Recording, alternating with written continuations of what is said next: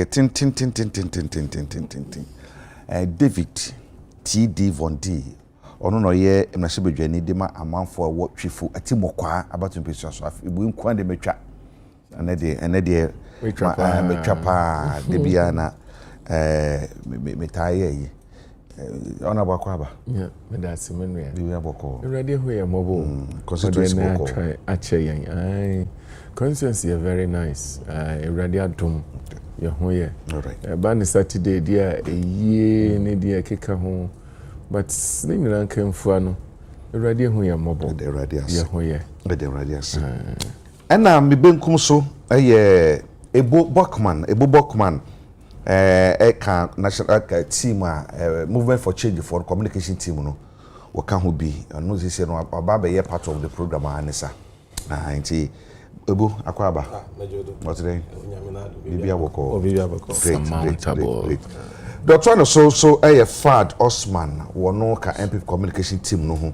Fad and so I think last week or last 2 weeks now awaha me be hwese oye obi otikrebo pa na otikasa ne pa na anti Fad salamu alaikum wa alaikum salam uncle ne die ni bi o enye deep one ni bi sir metro mu deep one because wo mo ye deep pa no wo ka salamu alaikum so be kan na alaikum salam ne wo say na ma metro de onye on say ayentia ayenkremofo entia na se bi onye kremoni na ushiam na otu salama basically means peace. Okay, what you say home je so no o se mitwa so. Oh, okay, but what me point it's me yanko kremoni se bi nyese yen yimu ayentia ayenkremofo ntia nti se me yanko kremoni shiam na otu mi salama ene ntia no nje so no mutwi okay it's me to so e de bi aka ho na se bi unko ye kremoni nti no o se mitwa so nti mo you organize salam no e dey ye peace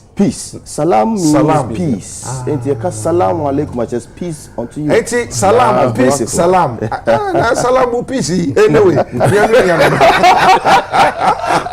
salam anyhow salam last person man no say ya na o aye nema no kan so abia mrantia so be dey kwa mrantia ne say ya na mrantia be mrantia no o ka tell salam ka tell ha video ni bi o say ya na minimum so nim tino there later maybe na be so I say yen salam ko dey be una dey Agya Kwabena what do you like say there ejuwa na kaka ejuwa ningi na aka ho bi maybe say me da na madawo Agya Kwabena Mr. just a second ejuwa ye feedback is very important it man ka say we da no wada no matter how the feedback may be to you say they are uncomfortable to you no I believe that it's only appropriate say we consider all feedbacks all feedbacks and say in public say the person that say we da no wada say you need to consider feedback to improve. No, I mean me assess if the feedback is because what could be bonny, let's proceed. What could be bonny? Not the time for that discussion.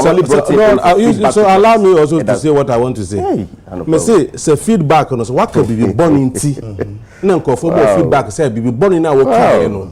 Men can be ma. I know they are good feedback. But what can you answer? Some Sabi, I catch a gun for. Let's say be no fees. I won't answer some now. What can and yeah more and that's more attack wa don't take that feedback what that na wada me da na Dr. Christopher Ampedu netwa so the doc yeah that's pa na wo mre enu abra me frɛ no ene se lusi enya abre tutu mrika be hia ye no me dance be doc bibia boko wa no pay de radiase the radiase no wo mre pa that's papa nti ene ye hye nko botwetwe na se o de ye nko ye be hye safi akotie sansa akotie nko mo ne ye dia e ba pim sabre ona bo ndi ma me hye semfan fruits ne hwe sa ensemo a ekobai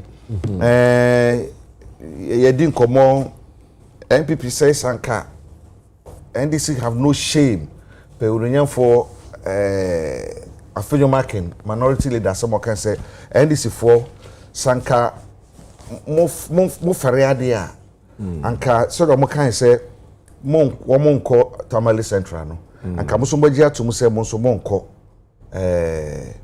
akwatia to ana ya NS ya kumi na so moko enti ene ho nsama sore a enra 1 week asi hu de si ye nya band nsama kan ye chirbe fin so dia obebeka ma me hwe pe de ekoso yi no den na wo be uhunu fa ho den na wo ka de fa dia esi yi ho mama so ma be nsia so mensia 6 minutes huh? Yes sir.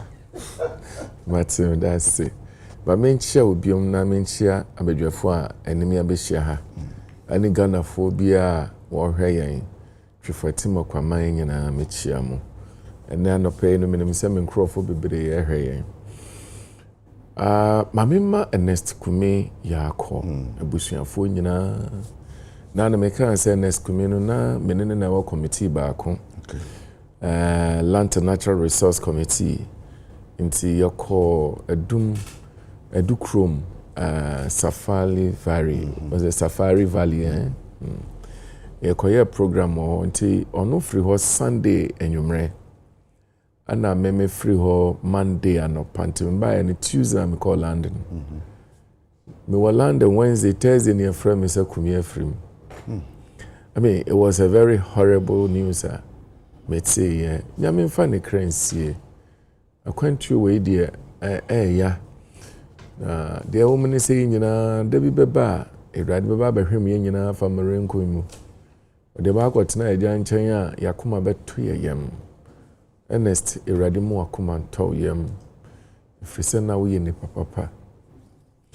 busuafo nyina so ema omo yakọ na by election Kwabena nye nene ye share by election ase wo krom ho uwo bebre aba o Parliamentary yakoye ho by election uhwe Ghana ye mra pon no mu a ewo mu pefe sese uwo anase incapability if the person is incapacitated you know and cannot perform parliamentary duties by law if the person is in prison to say quite some time ago dear no I mean there must be a by election if the person is dead kind of you know yenya by election na yemfa obi enhye na name now the option to stay away from by election you know in itself it is not legal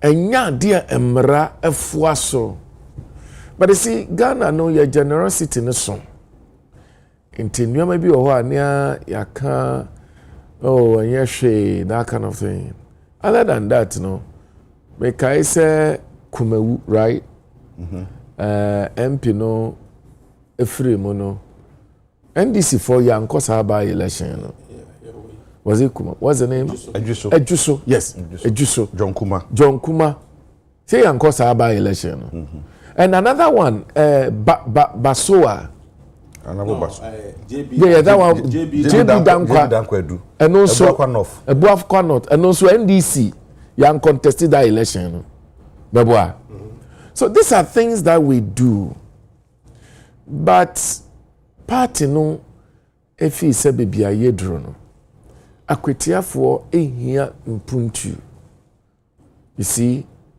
ordinarily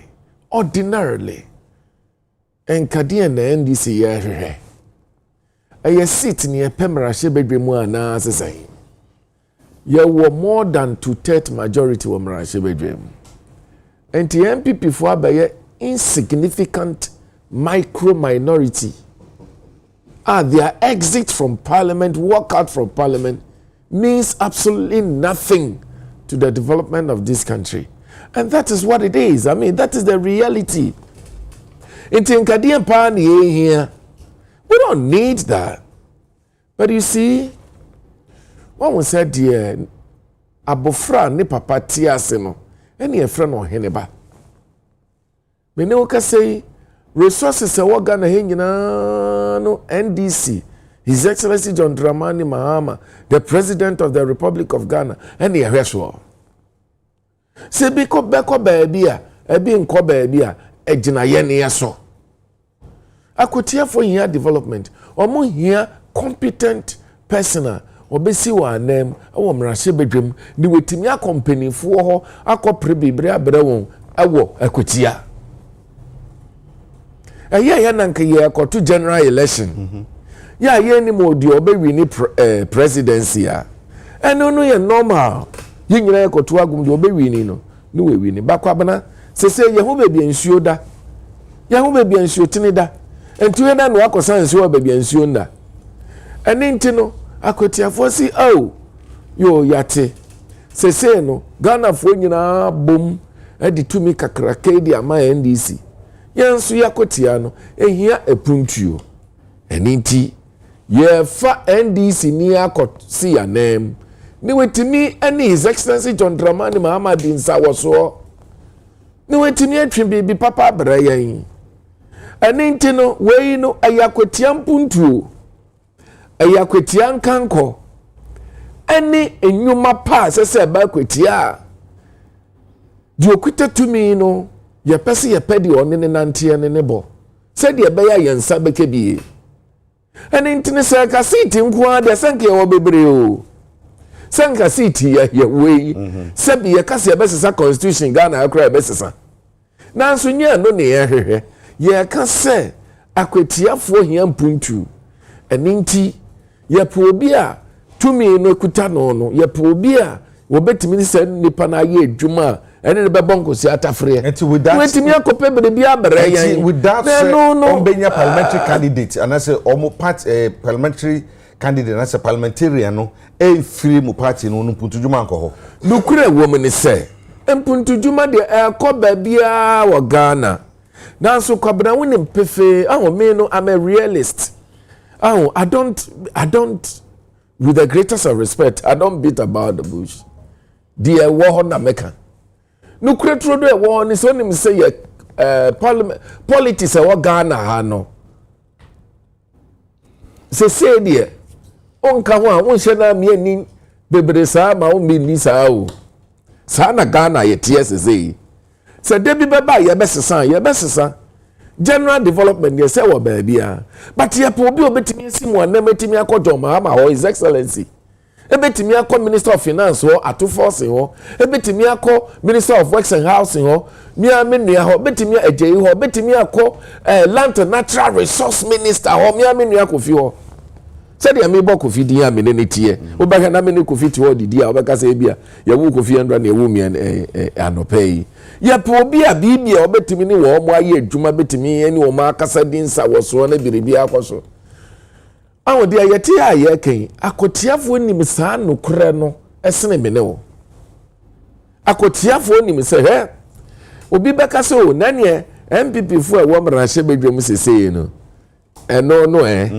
afetie wo mo no ho nye hi bebre saa o efiri se wo mo no aba ne ekoto ye general election an wo mo wi ni die enti ai saa na tie na seseye no afe no aye hu se president no ye NDC president apawa ne nyina ye NDC die na wokoto afa ho no wa hwe wo ho beyi awonti no me no akotiafo na mpe wo masam se de mepe eneskumi asam no enes me kan se ye call retreat me ne didi bo ba komo sa na parliament tie ntokwa ni parliament wo ba ye nyina ye nuanom enti no Ernesta na me pen asam ana me pe kotiafo asam eni ese nipa no ade ne kora no pedi one ne bonko so atafre no me pe bimbrew se wenso se wonya eni na chese be yedin o na de minim sakotiafo ni mu de aba ye koto no ansa na agro ye de be hihye so no na posters ni ye aba ye no ebi kura kire se o MPP wenim kakra danso ye ko kire nsem mu kire akotiafo no ena amene o ka say wo hwe very credible posters aba NDC nipa ni die nim be 54% 53-54% of election media misusu say 4 years a day enemy and answer 3.5 years aka a day enemy die ade no ese baby all the best in one fancy wa ebe free ato eninti won wo se me nya campaign din bia o enka ne tse de me koka no a friend say asin enough no de no ho na ya asem hi asem a ye bufuo enti me bowre ho no na ese se me kan asem a ese se me kan we no aya ho brase ne ani dwoso a me nua ewurade atam na akwa agya me ya na eye me ya na me pena sam na ne kuromufo pe mpuntu nti sese bebe ye duro no ade no power no ndc ne kuta no na ne okoto fa ho a se wa ne wa ye wo ho ye hwe se bia ye besere won onenya fortune be fika ye okan bibi o si mode macho men 3000 akogu akwatia and on the D-Day no we go shemu 1000 uniform police uniform na minim dia mode wo makakoye 3000 macho men on the D-Day no 2000 and share police uniform 1000 ebe share police uniform na aden na police for kwa omuri tumi ama mo so mo kwhwa baton so ni pass 600 na eko na mo de 1000 ya mo kwhwa matade akoko wura o za oni befi kasa no honorable befi me ni anu no so onim oni pa so oni ne kasa no different from the nano amene ne ba we show you so te anu oka say no akoko reality is dawning on him say awakọ grants wo hu say de na enye yie enti ne kasa no wo hu say kasa na agwo yekuta macho me baku 3000 na kutia no kro na kasa ti sai ene nipa do be na wo kro no police station he ne wo kro mu ho ni yekuta macho me baku 3000 MPP and procura no amutwa kra no mo ni ntro ho twa strategy kra mo ni mo ntro twa ma offer mo a very nice opportunity. I want to be your political strategist going forward now. I won't even take any money from you. And someone in Amukin, well, crown the Benya Badaya Kadiama war because I'm thrown Sundodo. I will say, we'll try and throw politics more. Can there any no crania say, no waiting yan you'll be arguing about one chain. Now go try and throw who say ya, as a whoop so bunk of water pampo. Or say, obey you 3,000. I mean, that is not true. Also a grants war. A video, video no. Okay, when she maybe a Befi. I'm sure he's watching me because he told me he'll be watching the show. Maybe a Befi.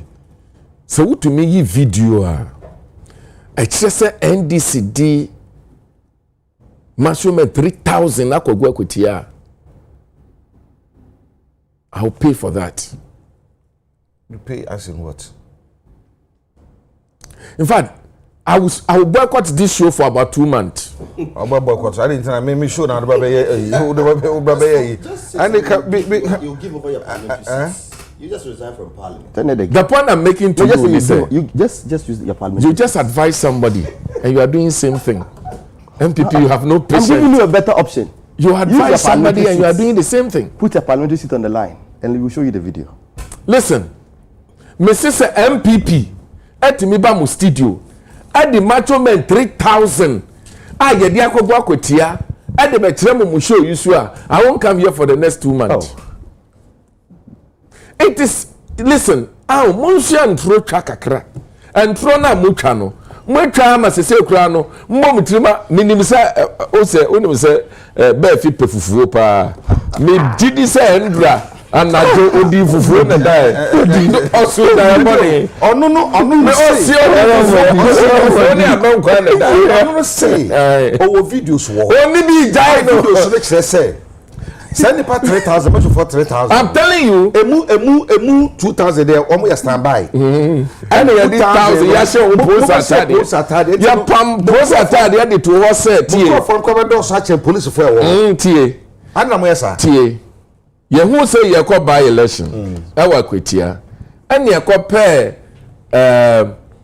adipamfo atelafo ene woni she da pampos atade baku 1,000 edi ma NDC se monye na se mo kwa kwetia mo akofa macho me 3,000 sorry na mo de 3,000 you know mo de post atare 1,000 ahye won a post atare na anu ya na ekopam eye o ne de ahye won no matimi akwa akwetia na because ye were 3,000 macho men na ya hye won ntare nsemi kwabena wuti hei won say ye waste time or show you ho me see be fidi fufuo ni abenkwa nda no bi na na me da say to da ya no so da ya boni no o ka ga de o ka no no kuna bi enim election ye ko no ho.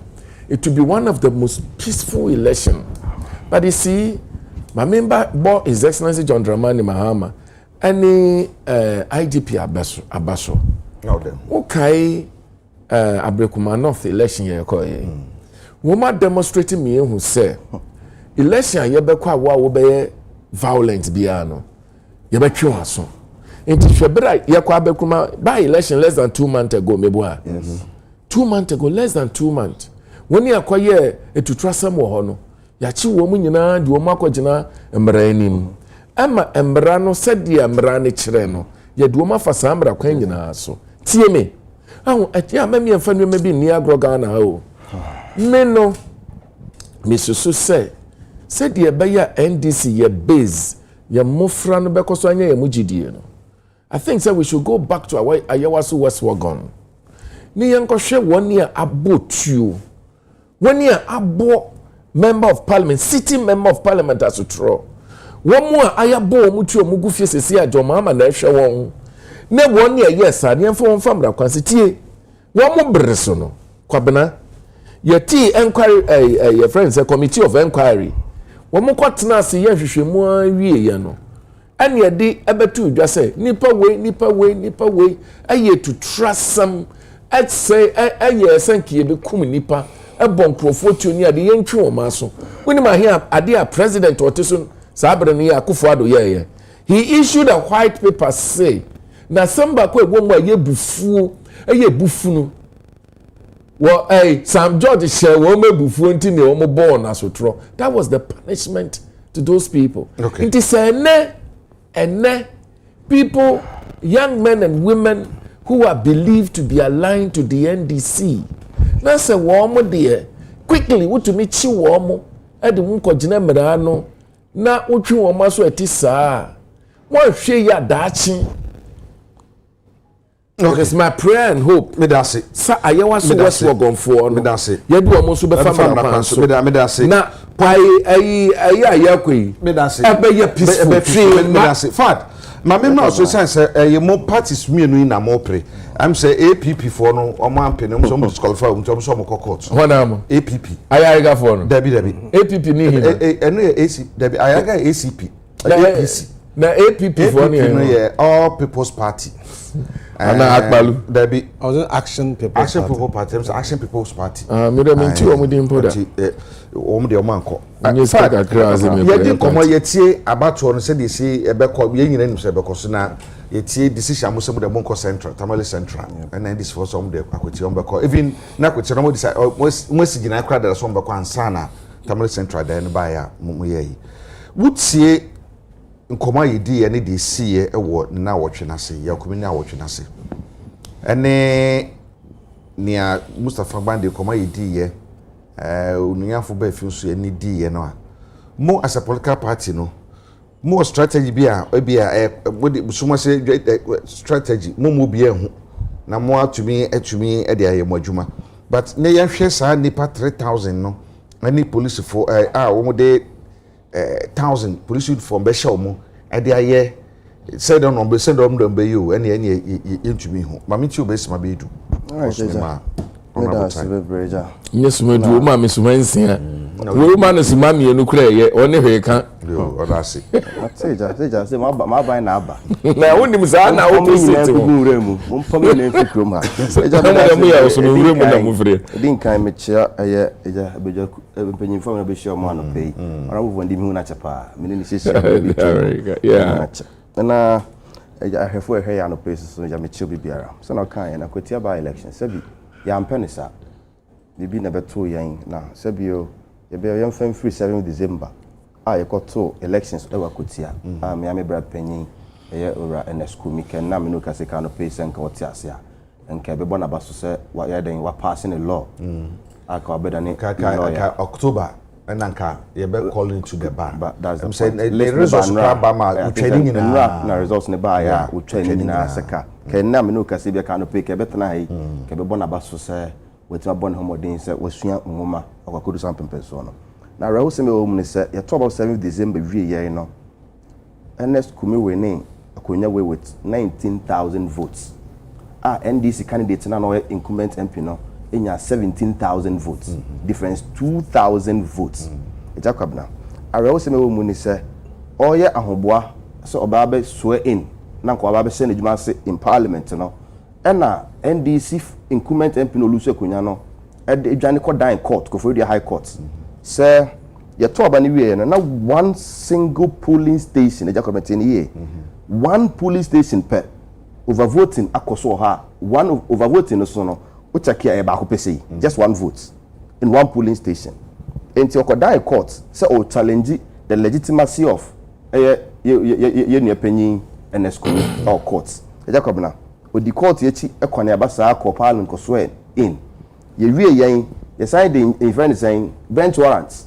e sign be di na chi o nkran abonten so ha at the tete ne sa Supreme Court and over 10 years a bench warrant na ko for the high court issue say kan fan ko che no Agya Kwabena so kai sanse mi nyina ye tete abrantie sa ma ni di court akone abasa di yaudie sa na dakro o sorry na de tu ni se bi wa anyara na ho na de tu ni na etu ni wie ye nhyehyeye ekoso MP before ye say there be yaudie ye tie ntimi nko say ye koto ye internal primaries akoyi obi se onko gina nanan mu na enije se o mu ni se arawo sem ne chi no enije sem bi e ba ye ni se NDC incumbent no lusu 2024 elections no ono ane lawyer of fa ni se onni nanim e court enka ne se man no ne lawyer no e begina ye e di sika e pompu amanfo e ofom 2,000 Ghana cedi per delegate. When this is kind of allegation kwa mun that's wrong.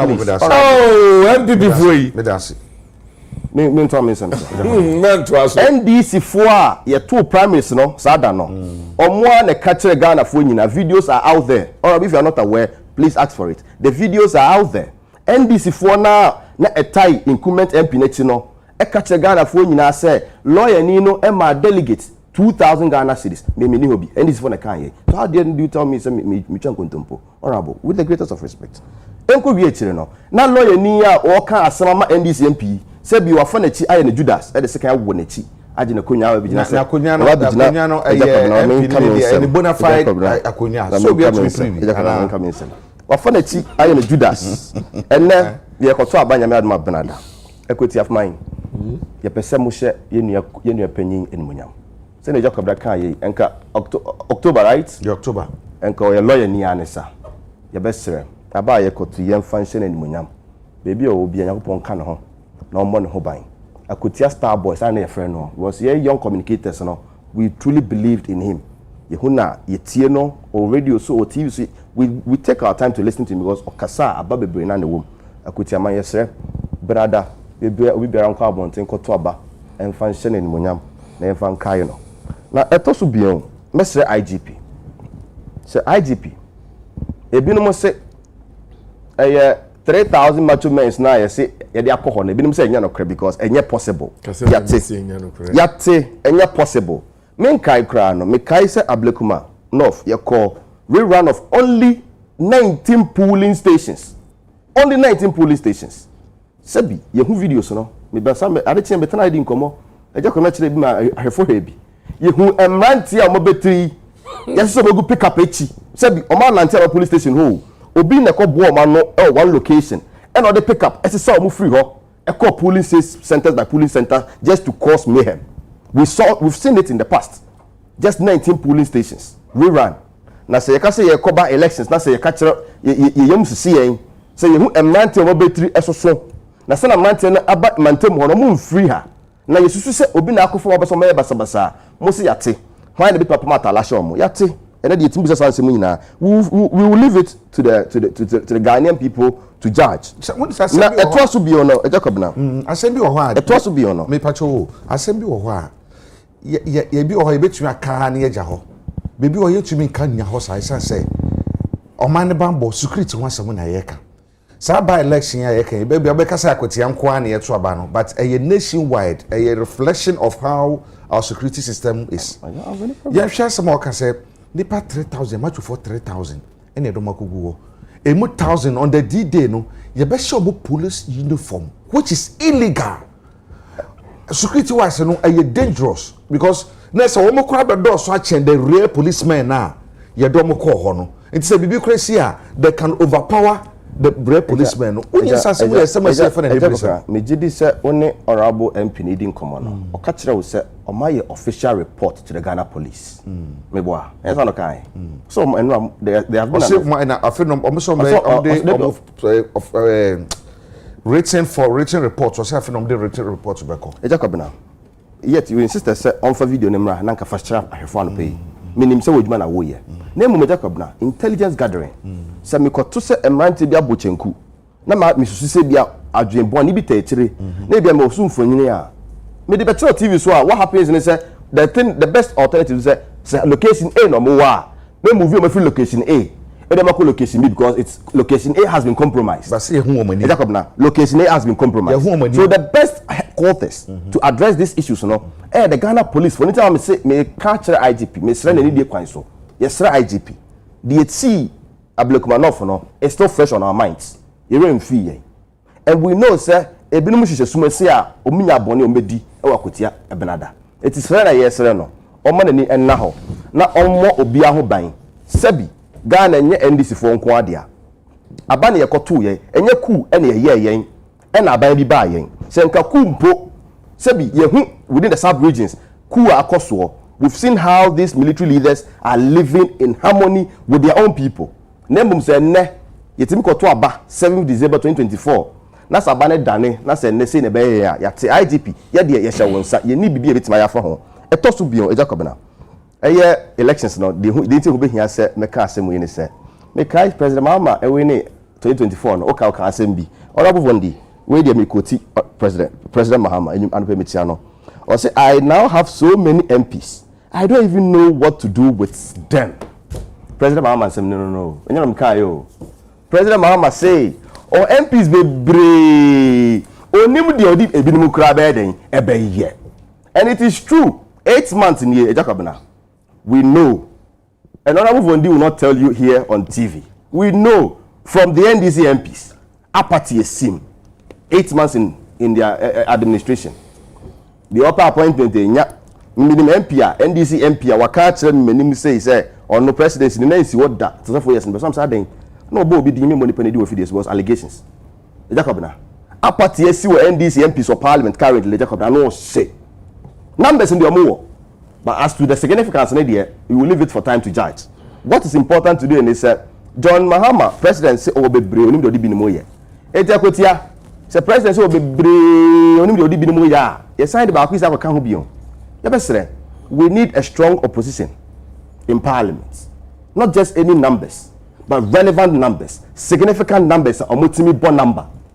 Almost also more argument in parliament, or more rich argument. Enya de omuti backbencher ye na ya papa na abotable so na so pie enya ne yepe etiebe say akotiafo this is the time to make a difference mom to abey emaye nia Solomon Kwame Asumedu order number 1 na onkonko ka numbers na or minority side no hold this government to account in parliament and no ne hu hia na sese bi ye beka say o Ghana mpuntuo yeah ya buy we ne wo ho eti wan to amaya onya mpuntuo yate honorable we not stake all minim se omayimu mi kotua meto a ye musa me se me fa me party card emra ukotua wo to a de hia ne se ukita Ghana card wo tax identification number wo Ghana card so enye wo party identification number ena ejije to eti mi free wenti no kren me lose wenti seat ama NDC MP emfie 9 ni ekire nie na aba and now Matthias when you appointment, my friend so a man about so you say or a board member for cocoa processing company. Honorable Seidu Haruna, when MP, me bo abaso, yes board member. Me just say the input to be co-went because and they are can't tell and the way say why buy na aba, colleague MP na can yen. Say input to uncle Wentia will hold you accountable and responsible for denying the people of Wenchi development. Name of Mami got back to Akotia quickly no. Mesre you never Akotia for. Yate winners take all. Mode moto na mutiano. Say bi omu ye blue etimu de mutu abama MPP a munya mpuntu bia saa na Honorable Vondi aka na no pawe na mum de be hia ne se enye enonko anti a okọ parliament and I believe so Honorable Vondi munya kwenye as a member of parliament no enka obema ye bie education mu kakra because oman mu e akwete say MPs enka say na akwete say omudi mpuntu na eba constituency de bia eti okona say e bia obon ho de crow parliament na ni mpuntu bi ka etire pe na akwa challenge amon constituency. I expect to say one day we opportunity na ko bie mu so responsibilities of members of parliament no say you enye so ni minister akodi fufu nko a anoni minister be call lunch nko a enye no nko na MP's responsibilities nemom no also go rich contribution in parliament in shaping the national losses of this country it me mesre ye nuan makotiafo se ebededa benada mo hwe ya udi a omode ye nua panyin eneskumi famu mo me nyina yen we should go out in our numbers and vote for the friend saying Solomon Kwame Asumedu or the number 1 na me di twato no security ho hia se na me di kan ye no ye besre IGP ye sre no ye omaka kire se na election security task force no soja fo nka ho anya sa ye besre bi okay ye mpese ye be say mante bi sise soja ntale na ye de om number bi ekwedi boni bia ye mo ye mbo bia ho ban wabato yi mu na ye ko wia se bia kwa kwati se bio na ban bi na aba se na menua panyin vondi ka ye no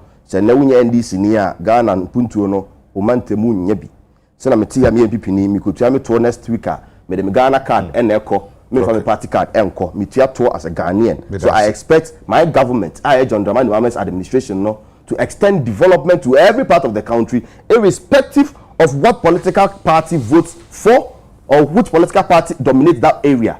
Name say never on this say yeah you free MPP dominated areas no yenya mpuntu a we hear them. Time will tell. Thank you very much, Agya Kwabena. Me da say ebu ya na she obusa ebu ya hwe me consensus the way say your politics na keken ko no esan say we chewaje na me chere madwene me sometimes be tena na me dwene wan say dey ti kra na say ye kwoto aba obi pra it doesn't make sense because me see manu grape usupe special cola makwakọ me say me ye bibia na me nya grape no makwakọ ye de say me ye na me nya grape nso akọkọ ye de say uso ye na nya cola obi akọ ne baby we ya de sent kwa but ye de ne sama bibia kekọ no ye ya de bibia be wuremu a for me no me hunu ni ti hunu nan ye hwa kwatia ye si ye nra ene allegation a odonyafo ba fi ye no me ehu hia me pa esan say ye tumi nka ne tra enko tra sa ko say 3000 macho men na say the D-Day ada e beto aba no ye de sa 3000 macho for 3000 emu 1000 de ye the police uniform e kwa hye wo mo ya pam wo ye the police uniform e kwa hye wo mo ko ye den police forward mo manager o matum a wo mo ye recognize and approve policemen no 600 ene ye do mo ko na se wo no kora no aye double the police for o man na mo mutu bi se wo mo enko o se o china no be video no na o so be no wenchi na ayi minim se bi a TV station bi o na se bi o mo isu information service ayi no mo de be dia minim ara de yo be de ko yi hu ni se ba mi ti wadwen se be sima be edu yes ozi kan madase ma minchi a munua no ma nyono ha na minchi a won so wo hwe hen na minchi a munua a bestman of Parliamentary or a former MPP second vice chairman for Cape Coast South as is a member of the Movement for Change na minchia or John Sam from Papa Wastic no nye Mr. John Mensa Nab minchia ho nyina na pay Mr. Nkoponisha na adum mfama wona minchia o man hin of Ogwa traditional area oyo Sabrima Chrisata a auto de bien na minchia wa na pay na Mr. Frank Hart for Ogwa akoto na you see politicians so opposition or mo wonu suti no abanum so or power so mo wonu suti now abaye bibi there it is predictable so party be opposition na ye recall elections and as you call by elections or predictable that the party no one oba accuse the electoral commission those in opposition and oba accuse the police because they are in opposition the same party when they are in power even there one was support electoral commission as your baby was support police as your baby it has become a trend and it's quite interesting there it say honorable Wachibe fini allegations and some of the things they are saying now it is quite dangerous this propaganda MPP we place on this young man or contestant BBB and this one candidate that propaganda there on not say your community we know. It is unfortunate and very dangerous. Since that are dangerous, now say you condemn that propaganda and you there. Say you told me as it to be do on not say obi mo we are. Nas obi do obi a we wun pa. Obutu boy in pekunu bibi wo sumazi. But just makanasa. Maybe no na mo ya comedy na mo say command and also nyem bibi. Na say what's awu na etetin mo we are. Do chere in effect no awu na yiku na. Obi butum sumazi wa yedam MP bia lawyer ya about contest election. Obi butum wa in bibi. I don't think there. It is something else there. Even MP, for example, continue to say it. It is dangerous. Politics into or share allegation. Nkofa kokota be 20 years one we. Nkofa kokota 5 years one we. Even kokota kwa wewu. Iwu or kono biala ofado ba na obi a kono bo fodo obowu. Nti so obi so what's when your cardiac arrest and na bibi dem say wewu a. Men find show be because of politics into. Osande ye peo politics about you no ye mo bi no politics about you na time ya maka sande yet no we nyame mpanguze so obi twetu na so ye ku wa Ghana yankopon mpangu political party bi anyi obi o ye politics ma ye bi otim na ka bi anyi obi o nti be ma ye fa kwan bono do ye sen krofo wonizin ye fa krofo one life we put one life in danger because of politics. Now, honorable Chibefi, now some okay, there was no blood, or in Boja, as I told the MPP Bomi Nazano. The man some yetsa or in some hun or send there. In the last election, we could say, and this winner also get to one show. What we know, Repacho. Obizabaka there. Send this winner, but we won't soon, Abunamu. We know Repacho. Until he was in the blood, you know, whenever obi is in the blood, you be or a blood covenant. It in there blood also represent life. And this every day into my full seat there say NDC winner may resign as MP. Then my blood is about to die or senara and or in some or in some huna eta what's that touching. Man friend ye yibia. Na more young in there. Nyimpe wu ma aroho aba me busua wona homa hihyew. And the politicians will take center stage of the funeral. As if they could only busua. That practice no. Se ba for community ye je damaze na yenje onboa. What we enter busua, when we enter political party. It is a new power. Into politicians one allow a busuan, but one you know as no dream. National money the most you who the politicians will take center stage, making political statement war a unasi. Waka kan sama sabi on tasum we unasi. Obandama o hawadwen. Oya BBC dama. Him there one say mo yin one vote. Eyi abenti we na inu wi na yen onyin na busu anyi hwebio because menyim nkofo a wo ye MPs a wuwu ya even abenwo MPP wo power mpo no wo ye inu wi ebusuafo no party no pa nkasa ho ho da nti eyi mo ye one vote ntira the vote obinya nti na wo ye dem a wo ye emotional na ye yi na azaro wholesome or that ebusua owi a wonyim hwe wonyim hwe bio nti se honorable Ochiribefi oye MP. So to make allegation, for me this allegation or a national security issue. This is not something we should joke with it at all. Or a national security issue. That an MP what catch a guy from in there. About Kotui. And this supposed to impact 3,000 and was able to count all of them 3,000. And even count the 1,000 there, 3,000, no, 1,000 be wha. Who want to say, Obesho police attack. And now, Wakwa to trust some more elections and I say. Said the man say me a car. The opposition party no so Obutumo I equip no home. Says you got 4,000. And the business I answer about boy and hope and no ya quit yo.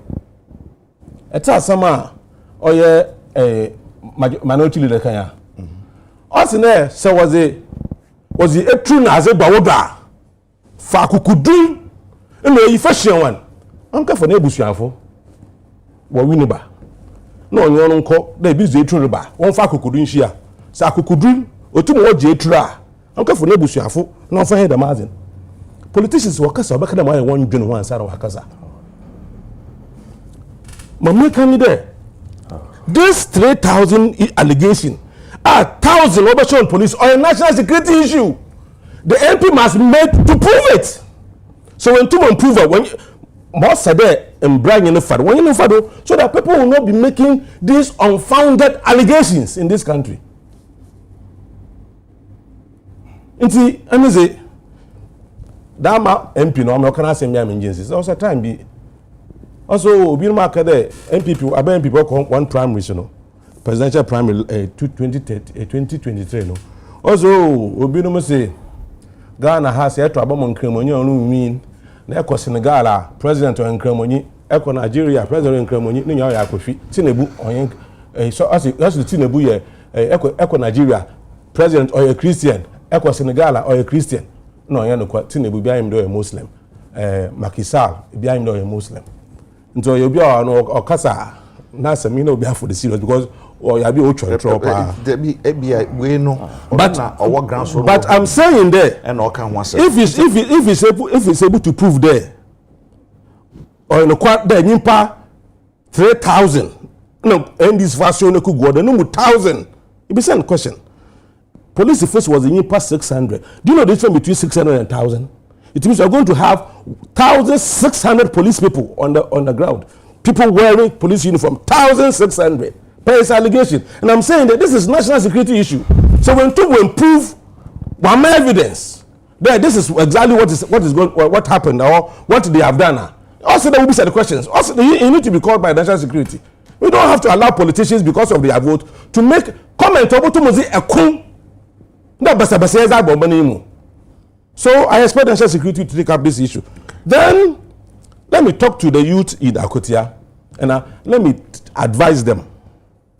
Ghana politics say you say pede ko police. E pede ye dwuma bia na oye abane dwuma. Na say wo party onya abane ma ebre sa na nya the opportunity. MPP wa power.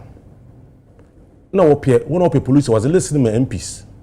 Obi bekada mboa wa ha nti MPC no provide list from their constituency was it called police was it called fire service was it called soldier and other institutions or ya zo the whole bia ni mod we live in the communities yen politics yin zo record nti say if this is the system we are operating there say politicians win your power na say enzin call them abanuma obeya zende bi nya bia wezu obizu wonyim no list was using power kama because that's what they do. Now if that is the case, yako general election that man about one DK no yako general election any mpobo mean nti eto abana MPP na eto candidate na eto man. But I'm advising you MPP is going to stay in opposition for a long time. Hey. Oh yes. What then I'm making my statement that MPP is going to stay in opposition for a long time.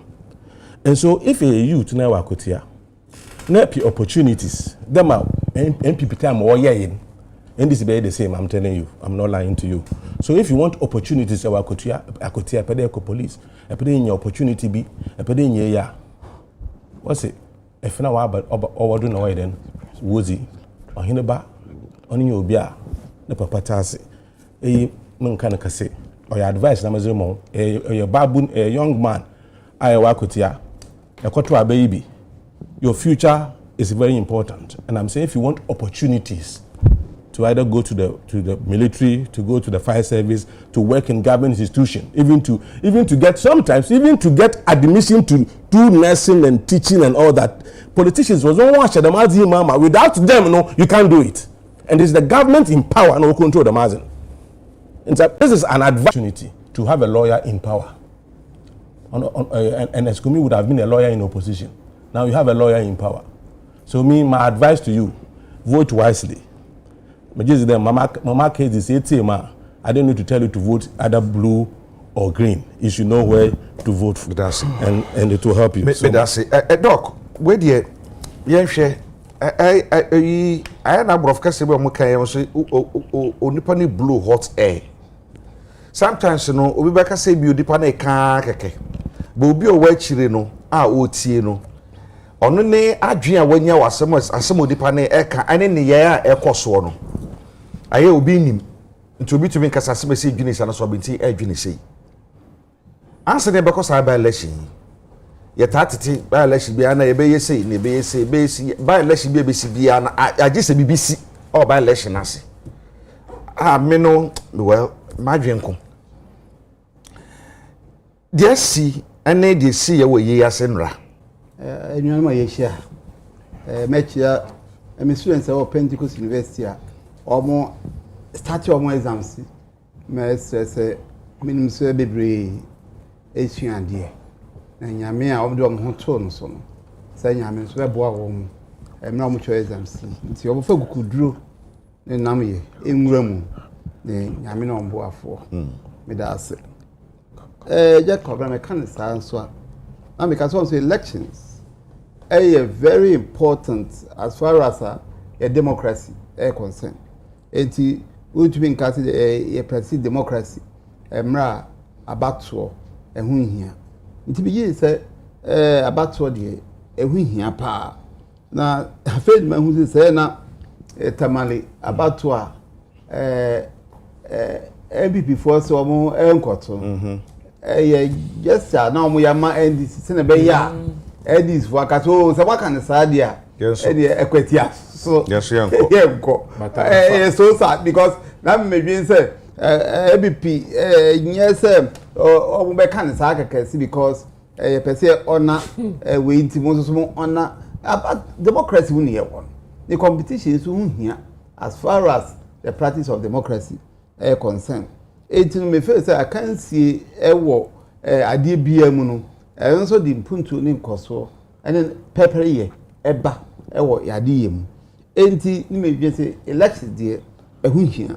The only problem I yan say wo ye Ghana ne Africa ye abatuo mu no basabasa ye na kumatuo ene niema a che say emfata ene ewo mu na no na ma ye democracy a yes Africa, and it is one. As I said, very worried about because can democracy and yet and tokwasem and yet basabasa and yet kuma two so be boom. I mean, nipa esro ewo abatu mu. It's a Kwabena sir. They just say democracy no still ye nyini nkodru mpempe so a bit free and fair because the democracy abattoir ehun eba fa so say free and afei so fair. It's an Kwabena sir. They just say akoha kakra. Enti me feel say nia ebe koso ewo equity very very important. The only problem I say through discussions Marty concerning say obviously a year na political and afei so in someone say rumors so say ampo obukaka na be ya e de basabasaye ebeba enti anu de mestre say won say na we bisa question say adenti na say tokwa ni basabasaye eba elections Agya Kwabena ye Ghana ya back to one do and die o just say nipa who politics say ope power ope adwuma bi aye ope tumie bi ope position just on the TV politics. Enti from even university level, a man for prepare, prepare our vision say, so within this number of years, say we politics, say MPP, say NDC, we run so say between any position be. It is a communicator. So on communicating this year, we share the passion. Woman the kasa. What you say they are out for something. And yes, say idea or more can keke. Or when you are brankasa, so that will be recognized. Na be as a position be or party ni wini. This as I say positions be. What you mean be? What you mean be?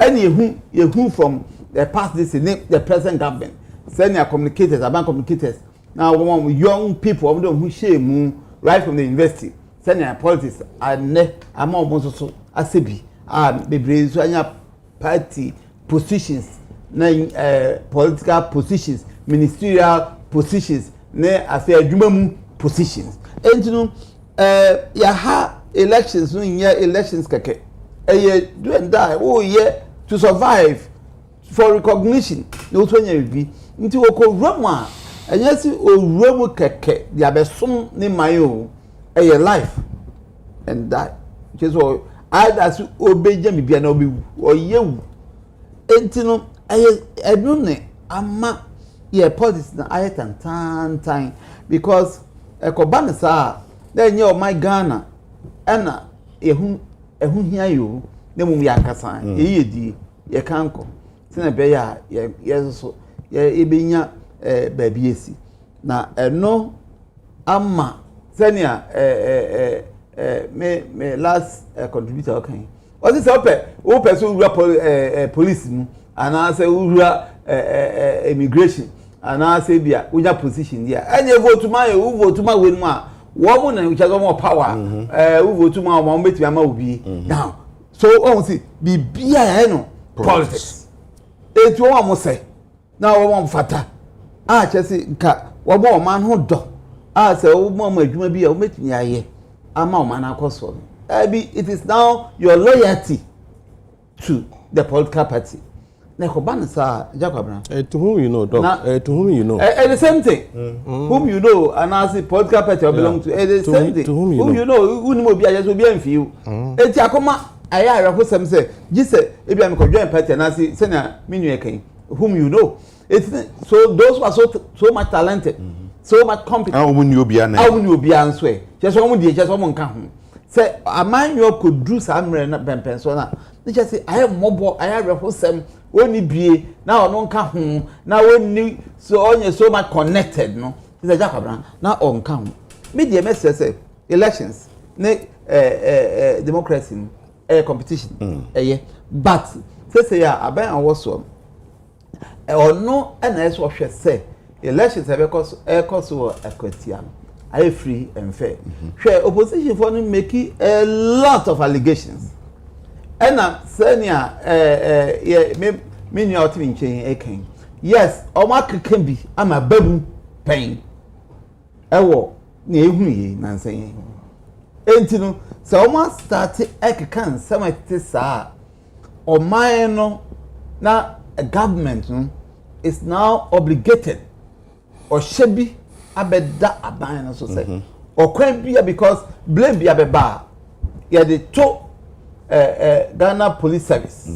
ana aban no so enti na aban no so be bia obe ensure say akwatia elections ebe peaceful ebe free ebe fair or ya sudie kese eda aban no so say so ohwe enu tinu message say mama ye nka so ebia enye nokre ana say ye nokre the peace of Ghana no ehiama ye nyina enti ni aban ni be bia obe ensure say the peace of Ghana and for that matter Akwatia is maintained no after elections say Akwatia for pe mpuntuo enti so eno de me jama Akwatia for because emra MPP go power no sa na politician eko enough eko share bo eye kwan eye ni bia munye ebida se be ya enough for be hwa ma ho na o ma to aba ma ho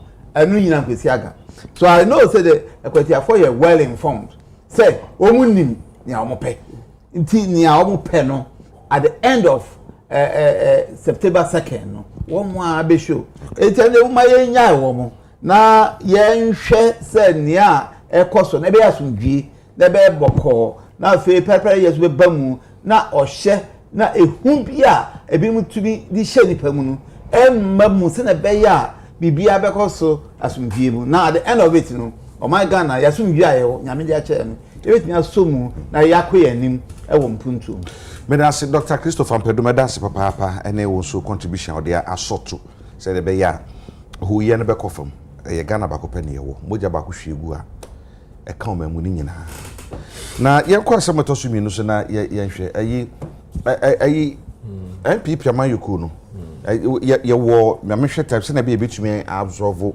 ayi ni nyina na ya ko ayi Rich Hospital some yen fa be 3-4 minutes enka MPP de no na yen pour Rich se na be betumi pour 11 pepe yen tumi nya time bebre yen hwe ayi no problem yen hwe topics too na bom o say topics too wait me can bom yen can no problem however you want to go by it yen fa be 3 minutes or 4 minutes ni yen hwe my file mo pen for na say Dr. Brian Champon a file me boa yes Dr. Baumia a file yes Ura Kennedy Japan a file yes Dr. Duchum a file yep Kobreje Japan a file 5 nti see nya 5 aha send the pen mu nyina no obia aye ne campaign obia nra fortunately for us no yenya emumiensa na musifo ha be kasae okay yenya owura branchampo na musini man be kasae payosa na mhagide okay nese bo kare so hwe sa contestant ni nyina na so aspirants ni nyina owura branchampo no gina finfin ono ne obi a wa support party ni pa am wa kakra se owura Dr. Baumia kra ne campaign ye 2023 wan fa sempo ama ono owura branchampo no e bo ka anya senke so ma ne kan se one delegate bi akra no man $1,500 se ne be ya between there some day any the titis hayan fanisa owura kan Japan for so be kasa say Dr. Baumia obi a wa ma party no the only person our party no vote to come from wumpa wo abakose mu no o mo party no mu no ono Dr. Baumia ono so aba be ka say nsema o mo kan nya no kore isan se wo no obi a ono na party ni mu no ona party na ton no fie bia mu no ifo ni yen ni din e wo ho nti ono no betu aye adwuma no waye ni yie mama 5 minutes because na mo masem aha mama tio let us be Agya Kwabena now quickly just a second 5 minutes no problem mini ya say MPP amanyoko no emma ebetno position achapa mini ya ebo me besa ahwefo oye political marketer nti me de pa ye fa de be political brand hate. And political brand hate, there were factors that lead to that. But I couldn't ideological incompatibility. And then, no more MPP4. And the BBNT, or my ideologies now sent no.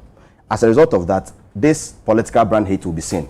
And one of the outcome of political brand hate is a negative word of mouth. Anything about MPP has to be in negatives. I have Mamon fanning some serious the other. This is Obia or time war out of Mr. Please in context, Mr. Political brand hits or time or brand na sana be here. Agya Kwabena. You be nominations, right? You got about 2024 and Ghana for chair or Madrid and Ghana for the door na yes. So there be MPP for you percent you punish them. Enti no mon kwat na nchen. Enu nti and the opposition meboa. And the Queen Abase be presidential candidates for sure. Ukraine media may support Dr. Alhaji Mahmoud Baumia. And I'll make my reasons known to you this morning on your platform. And why I strongly believe, sir, I was a party for in a kabumna yede Dr. Mahmoud Baumia sign Kobio. Ebino mo say son of the can say you say or your second or the vote baba and yes sir and amma and on any candidate or the least vote e buy yin Jacob Nesana vote no equal form which was 2024. Whenever I hear these arguments in Ukraine a debatable argument. Obiane ni adwena watchere. Sana manyasem tie.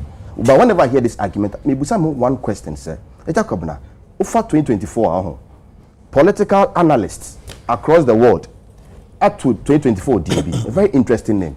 Almost for 2024 Global Anti-Incumbency Year. Agya Kwabena, this is political analysts across the world. Global Anti-Incumbency Year. That was the DMD 2024. It didn't come to sir Agya Kwabena. Over 2024, close to 60 elections, and of course we are in 2024. Nearly, Agya Kwabena, incumbent governments no, omunyi na lusui. Omunyi na. Obi retain seat. Me see they retaining a new 5%. out of 60 elections, and I'll give you 3 examples. 2024, America ko abato so kaya.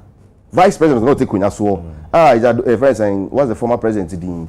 Joe Biden. Joe Biden yes on ko biyan. And I am Kamala Harrison take over as incumbent. Kwabena.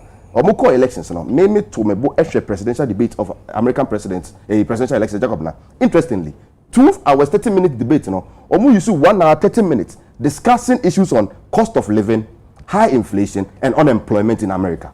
And they determine about to course of America 2024. Yeah, over Africa, South Africa.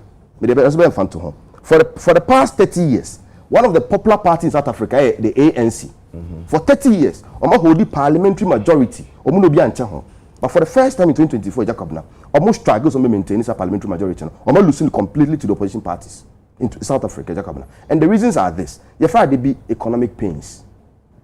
We've accepted it as a political organization and as a government. What happened in 2024 year? I did be friend of economic pains inciting voters across the world. And also, in 2024, Ghana. These are data and science and proven knowledge. Researchers and political analysts argue on.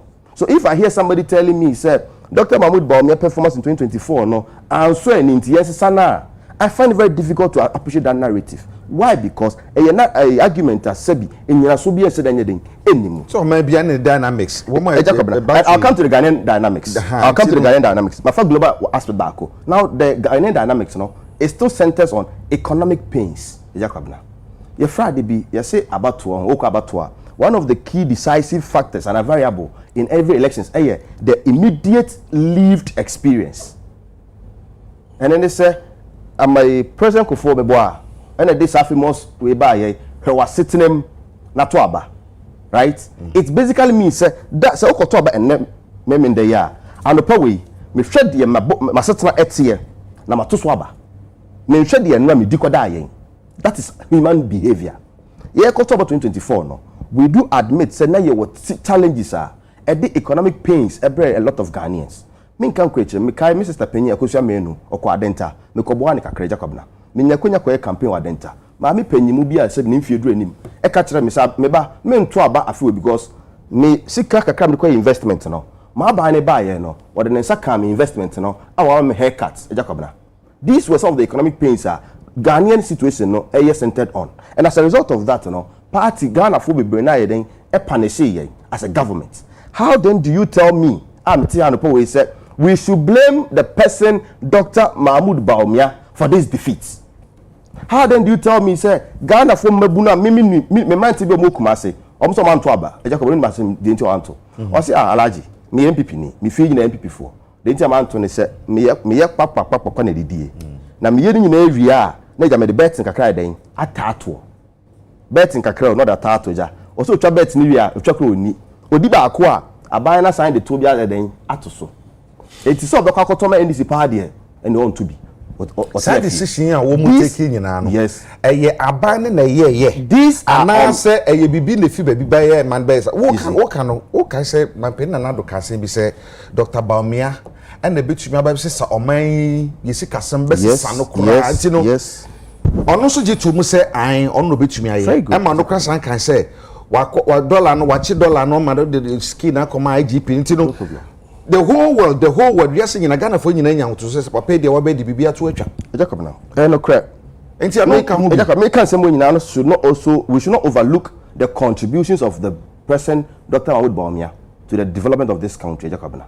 Me kan ko echire kase Jacob me kan sem bi say the immediate say what say me kan na say the immediate lived experience and the shaping elections the immediate so as at December 2024 yekoto aba no the immediate lived experience of Ghanaians no eno na beda adie it does not take away the fact that Dr. Mahmoud Bawumia as a vice president Jacob in the history of this country one of the most impactful vice president Ghana enya based on his contributions what they are buying number one we all do admit or contribute to through a lot of avenues abaku digital transformation and the Ghana for you witness not long ago say one of the NDC big men say mobile money interoperability a very good I bet my war my sika sembebre yeah depa me kan ye ba ye no na sa contract nda ho almost 4.something billion, $1.2 billion. Agya Kwabena. You buy, you know, $1.2 billion. And now buy no train call and quality to her. Dr. Mahmoud Bawumia lead this initiative way. It's me my implementing some mobile money interoperability, you know, at a cost of $4.5 million to the state. Look at the difference from 1.2 billion to $4.5 million. Imagine it to the woman, Agya Kwabena. This is the person, Dr. Mahmoud Bawumia. Beyond that, Agya Kwabena, for the first time in the history of Africa, the largest medical drone system. Ebi ni wiase be Ghana ha na ewo. Na unu de mani agi kese pa. Aban ba ye. Yewura Sam George, our Minister for Communications, right? Me who video or call one of the drone sites. Drone too, yeah, you know, you could see the excitement in him. When it's hiding the joy. We saw the joy. This were at the papa or and not the year for credit in a man. No one dear and no uncle because we are talking about the economy. If the economy is stronger, I'm coming there. Come home, them 5 minutes, but because I want to wait and tell me it's to be doing common, to be so very good. Yes, should be never because so before us any main neighbor. Yes. Collapse of the banks. Nkofo ka ho say bebre. I meet you. Haircut here be you know. E course for a very long time and son na be 1 year kwan say na ekokoto aba. Okay. Niema hu do be course and the something like illegal mining for instance galamsey ne ho nsem meba ho. Ye kan ngina ho nsem meba ho. Se wo ka say ene wo say enase no dipa no mu be hwe so de ato aba no. Enu time be say question we nyina. Very quick. Ni hwe say na dollar no so no. No problem. Hwiri no so it take a very long time. It is okay say no na dien na manya di nti na bia. Ni si gina dia. Na no very good. I'm happy so busa that question say. You find the bit negativity, emotionality and populist rhetorics. Ye ko 2024 abatoɔ no ye ko abatoɔ Ghana 2024 odi galamsey baye na me abeke bie ye nuanom NDC foɔ lead charge against galamsey ye yewura Sami Gyamfi etu kwai call ensuo hu right. Forgive me if my can is not good in that way e ko ensuo hu e ko press conferences right. Ye NDC for catch Ghana ban say ye declare state of emergency and the finance foreign affairs minister yewura first Kujota Blakwa o kasa ban ne den and declare state of emergency. Or catch say, you repeal LI 2462. Right? These were the emotionalities are I want to land on this matter. In 2024. Right? These were some of the populist approaches. Populist and I said that was the reality on the ground to say. Adia no san etie me producers from my better 10 minutes account me pa. Is that the reality on the ground to say? It's still the is it still right? Meba ye can about the omo ye sabre no ye de beba na bre nso ni ahwe. Is that the reality on the ground to say? Na ye ni airline dia wo ho a e ma kwan ma obi kokoshe kwa ye mu ekokotu galamsey airline bi wo ho meba na ye ni airline bi mo abreso na sa airline ne baaye sa airline no na man for opportunity kwa abretu mu ko say kwa ni nyina nti wonyi mfamfiri ho is that not na nya no kran so say na ye nso say sa abre no so ampa na enenso na ija no wo de ye be ka dia bane I gave a sa abre no na nya sa na eti ana we are not arguing no no make can say sa abre na nya sa na eti Agya Kwabena these were relatives. Okay. That reality na person being okay. And the position and opposition party then took advantage, engaged in negativity, emotionalities, and populist narratives. The reality no or the yes sir. No the yes sir. Okay sir. But the thing is real. Please, with the greatest of respect. Okay sir. You a mighty be. Ebinu ko show mechi and it is very known. So as at that time, NDC na show mechi. Mo ye demonstration or my ha. A blocking one of the friends saying rose to a very important and significant health facility. Oh, my moha. You catch say Adani say Ghana for no say be more. You move be mu na ye den. Yan can't say Ghana ha. Agya Kwabena. Yan can't say Ghana ha. Any dey kwans me sere bebre. Yan can't say. Ya say uncle so 37 anyway ya. We witness the populist. And I mean that's what I mean by populist. Populist is what I meant by cocoa prices. President Akufo-Addo took cocoa prices. We had John Dramani Mahama, then candidate, together with his today Agric Minister Eric Opoku and others, Finance Minister Miami Brepenyi, Dr. Atuforsen. We saw them in cocoa farms. Populists telling cocoa farmers say NPP are buying your budifo. Also come on 7,000 Ghana cedis. Name mum here buy you betum bebre amamo. NDC buy yen. Now to be munini. Omo to go prices. Omo saying a new $10. Omo 125 Ghana cedi more. This is populist. Entika buy yen and now LI 2462 no. The first sitting in Parliament will repeal it. It shows commitment. Agya Kwabena. So if these factors here, NDC for capitalizing on in 2024, they said entro ne mu hwam. Omode to Ghana for enim ye ba be mamo ye Friday be 3-3 one shift then ebe pemo ndam no kase minim mo friend is saying ebo what is the name of the policy 133 and I say Mr. Momo is ebo no it's say me I don't remember the policy me can if you say e rhetorics mo ka try ye say mo ba Agya Kwabena and somebody be no so if all these factors led to our defeat in 2024 or as unim say your friends a former no problem Agya Kwabena former finance minister Honorable Mohammed Amin Anta right Emo took over as from finance minister no me kaipa Greater Accra one of the press engagements categorically or Ghana for him catch Ghana for say yen fan chayen as painful as we do admit say domestic debt exchange program na koye you know e dey howdie break Ghana for no opa ho we did admit say e dey howdie e dey economic pains every Ghanaians and no na lead to our defeat in 2024 and we ko eliminate Agya Kwabena say we just a second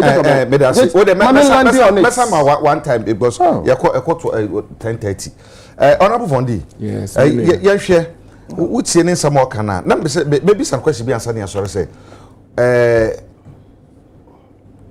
the okay nyina no na kame say mon sheda enye bi papa bia but let me say this and krata every the minister or say Ministry of Environment, Science and Technology and no me hu ya the manager pa e di December kwa adamakoma so pa ne mesi bebo hu si na so man sha sentem or say minister initiates legal overhaul seek revocation of LI 2462 to curb illegal mining. Intino was say revocation. Say LI na make us sabon samre ye ba ye ya akwa say ye kwa ye nyina no.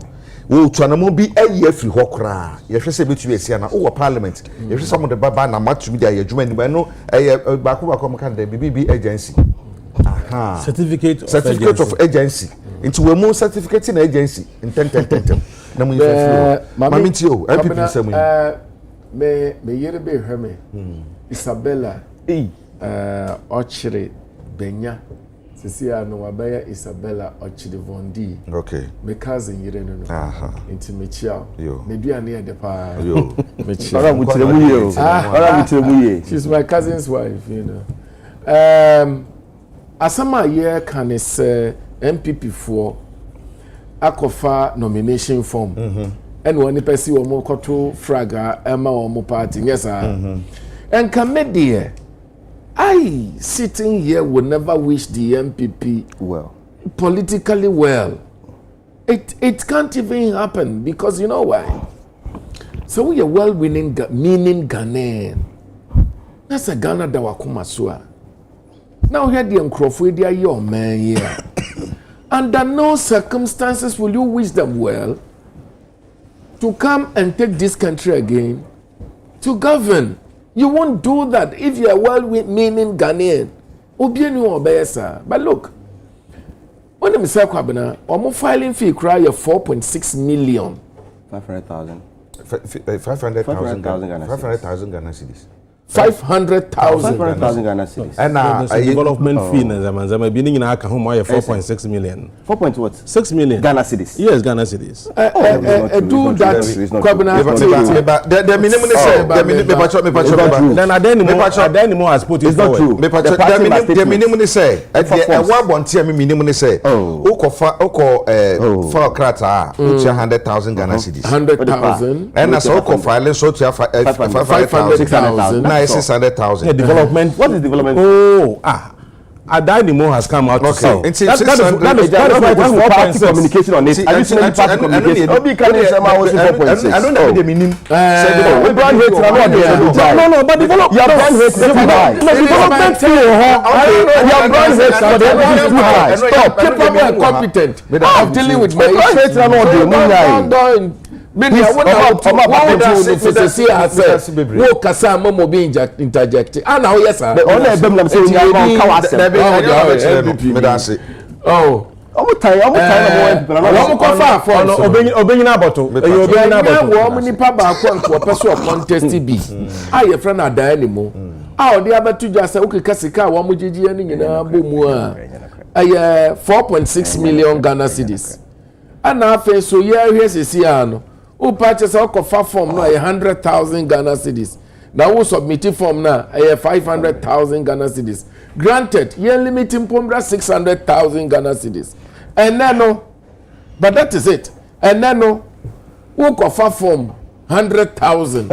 Now who contest here 500,000. I guess 600,000 Ghana. Do you know how much we are talking about?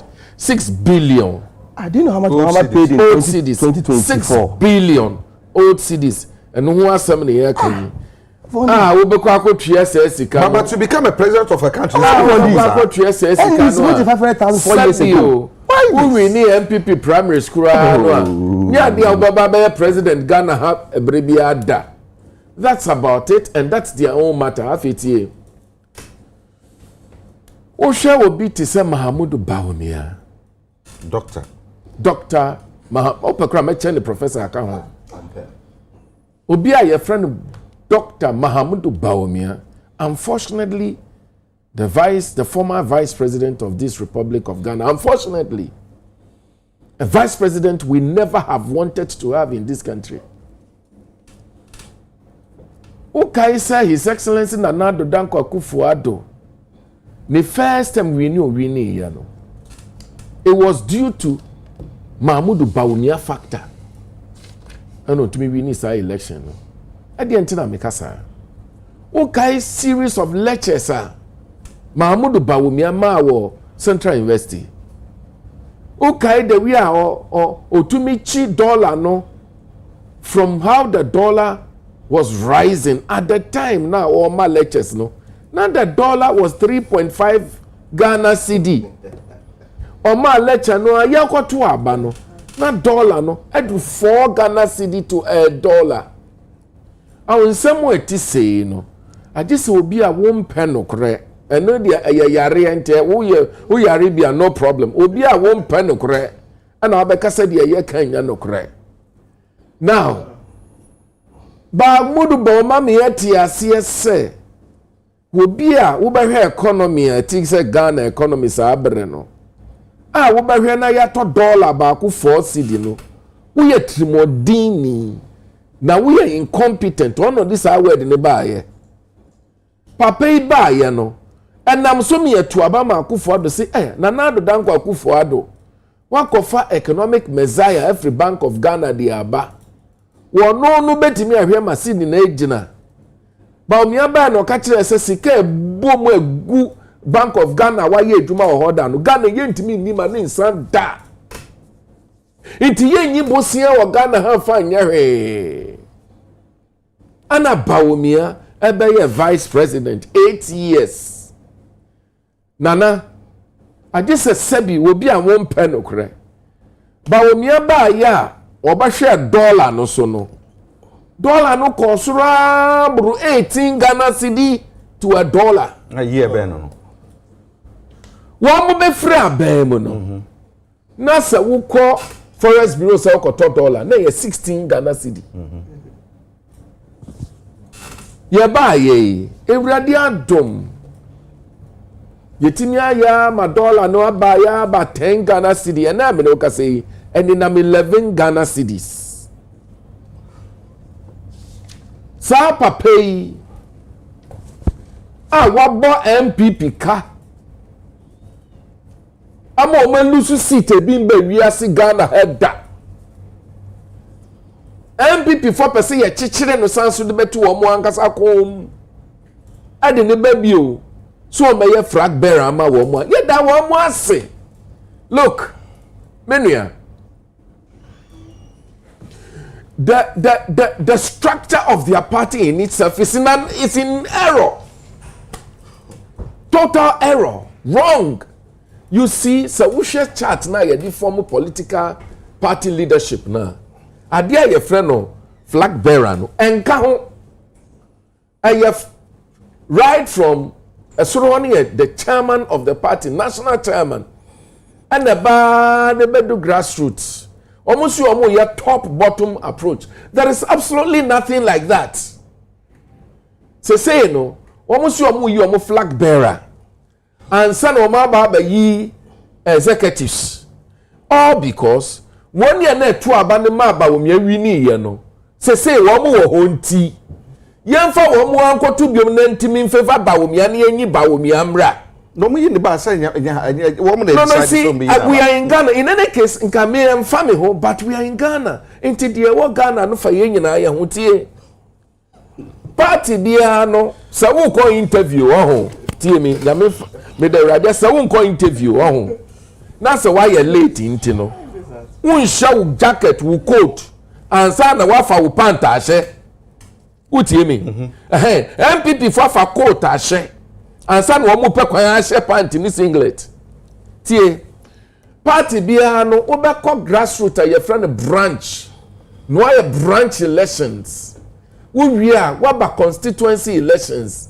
No when your constituency executives, what about regional executives why no when your regional executives, what about national executive no why we are what form party. That is the structure of every party. Every responsible party, well formidable party I will be forming, you know, that is what it is. We are. Then that party structure, no, akwa will be or your flag bearer, about contesting, you know, national election where you have all other, you know, parties getting, you know, flag bearers to come and contest. TA. That structure, there is no position in that structure. That is called flag bearership position. And somebody decided somebody strategy on use hold on. To win the election. Never mind. Hold on. Now I'm only demonstrating to you how confused that party is.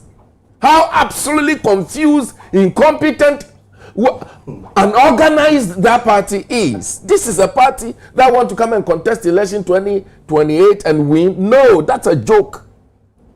Now only the omo here. Woma chichiri woma a contesting nyina sagu woma chi.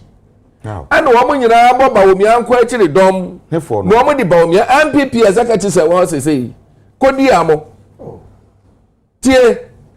Who kai say na mo ankasa kra minu yakumi ya muye dede wonwe. Mo koye mo National Congress say den.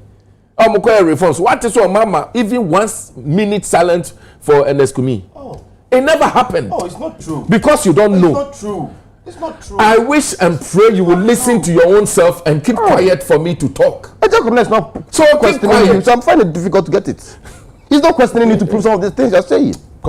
Me that's what. Why are they far? Okay, can say my name also. So listen. The point is that MPP is a confused party.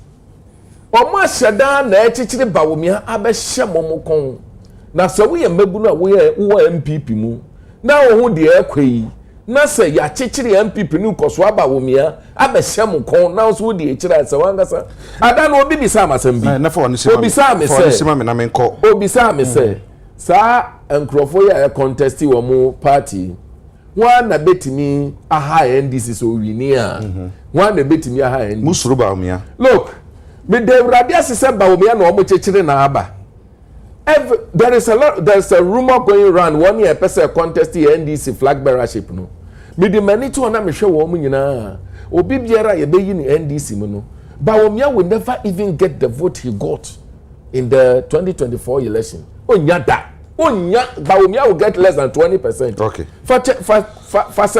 look, and the point is this, TA. 1 minute. 1 minute. Me what time call? Obi ti say me need time. Obi ti say Kwabena Agya Japan.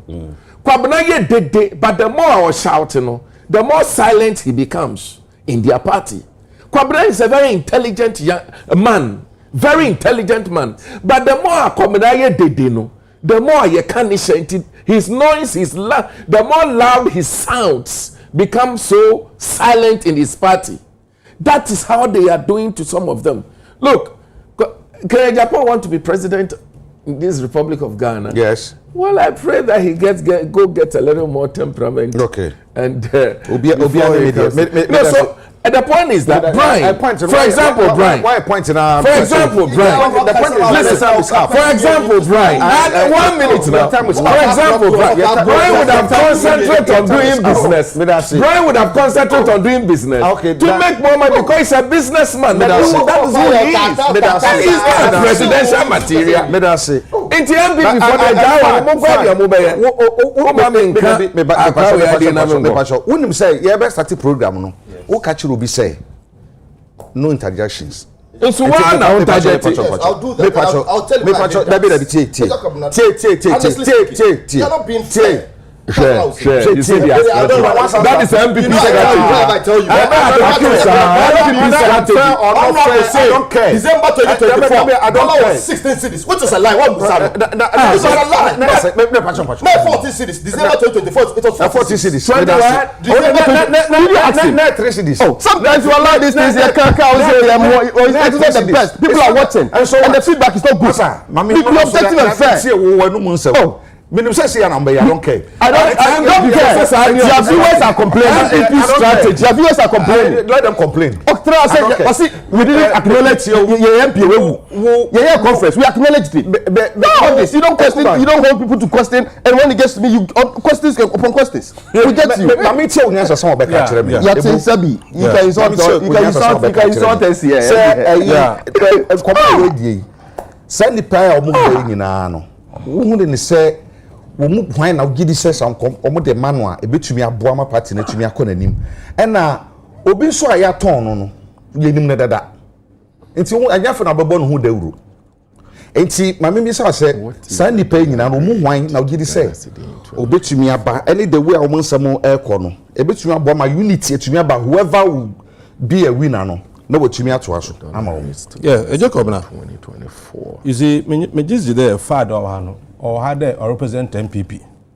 Unya had or represent Dr. Bawumia.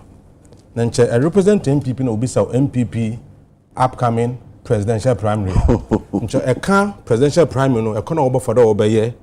A can over for the Obama Sumidua ba in Kiboma ba the Obama fairness pepe ye aye juma nye the Obama will be advantage. Them na kasa as MPP if you are here representing MPP. You don't single out a candidate and from the word go begin to just project that candidate ahead of others, even though you are sitting here in the name of the party. I think it's unfair to the other candidates. And that's what they do all the time. And for me, two, us in there, I mean, us brand hate be a hate MPP. So, whenever he speaks and he speaks against NDC, doesn't mean he hates NDC. Doesn't mean he's got that brand hate against NDC. Say Yakasa, young you know one son Yakasa because some of us are careful what we say. And say if you're making allegations against somebody, make sure the allegations in Numudo. Now the insults this one dear. Also in the Nankasa Copen was some na or this Dr. Bamato or that two the young Karawasa Muslim Kebi. Because in Kafrunya no new representative of Kebiamon, Zebian Makebiamon. You see, the MPP, they don't learn their lessons. I did Rakasa. So, Wusunyaza, system a use President Kufuor UC, Nanado UC are more on power. Number system, you don't change it. You repeat or your winning formula or the whole use. There, in the MPP, will lose the election 6-7 months down the line. They are thinking of electing presidential candidate. Wabra won't crow foam. Won't keep it there. Even as in tea and a polling station high Lucy. When you can say polling station be a while when executives no. ibi ewu ibi etukwan the monkofun no also the ones what to abani be as executive member ama whoever now will be in onyim de okan what to abani wo yin nti ori ye adwuma obemi no wa ye adwuma nti say ko police station me wa 5 na nyipa be 4 we wa muzika asem nyipa ko no what to abo say Michael Kwe committee no I think say so it say the many nyina answer na it is everybody who ko chira them of on DKN menye ya adwen the party is confused. They are confused. I mean, the knockout now in the last election, they have still not recovered because it's highly unthinkable there. A party like MPP, what tradition in there? And a polling station elections to solve problems at the polling station. Then you move to constituency, then region, then national. Hey, car represents to Konene. I prepare car new year engine yejuma. No bibia yejuma. Why pay yejuma? Because in Subato.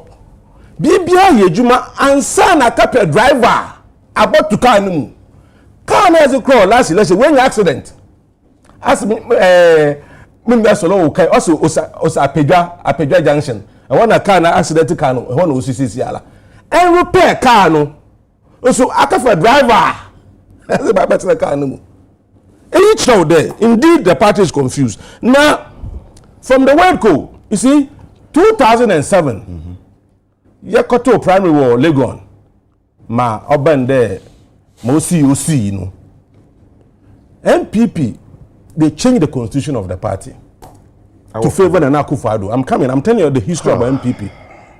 I want to introduce you super delegate Ebekaya. We expanded electoral college, you know. They did all that just to favor the Akufo-Addo. The same way they've touched the constitution again, just so they can favor Dr. Bawumia. The party has never changed their modus operandi. Now, Wokoto Aba.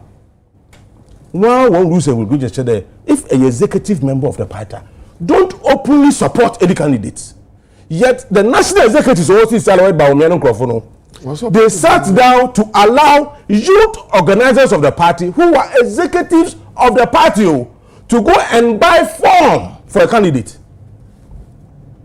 I'm telling you, a lawless party, a headless party, a confused party, a very biased party, because when executive one doing there, Bawumia no put on your ba.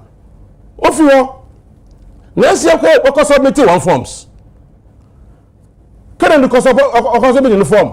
Party dan chere bibiala, Brian party dan chere bibiala, Dr. Duchum coordinate Japan. Bawumia ko submitting the form no.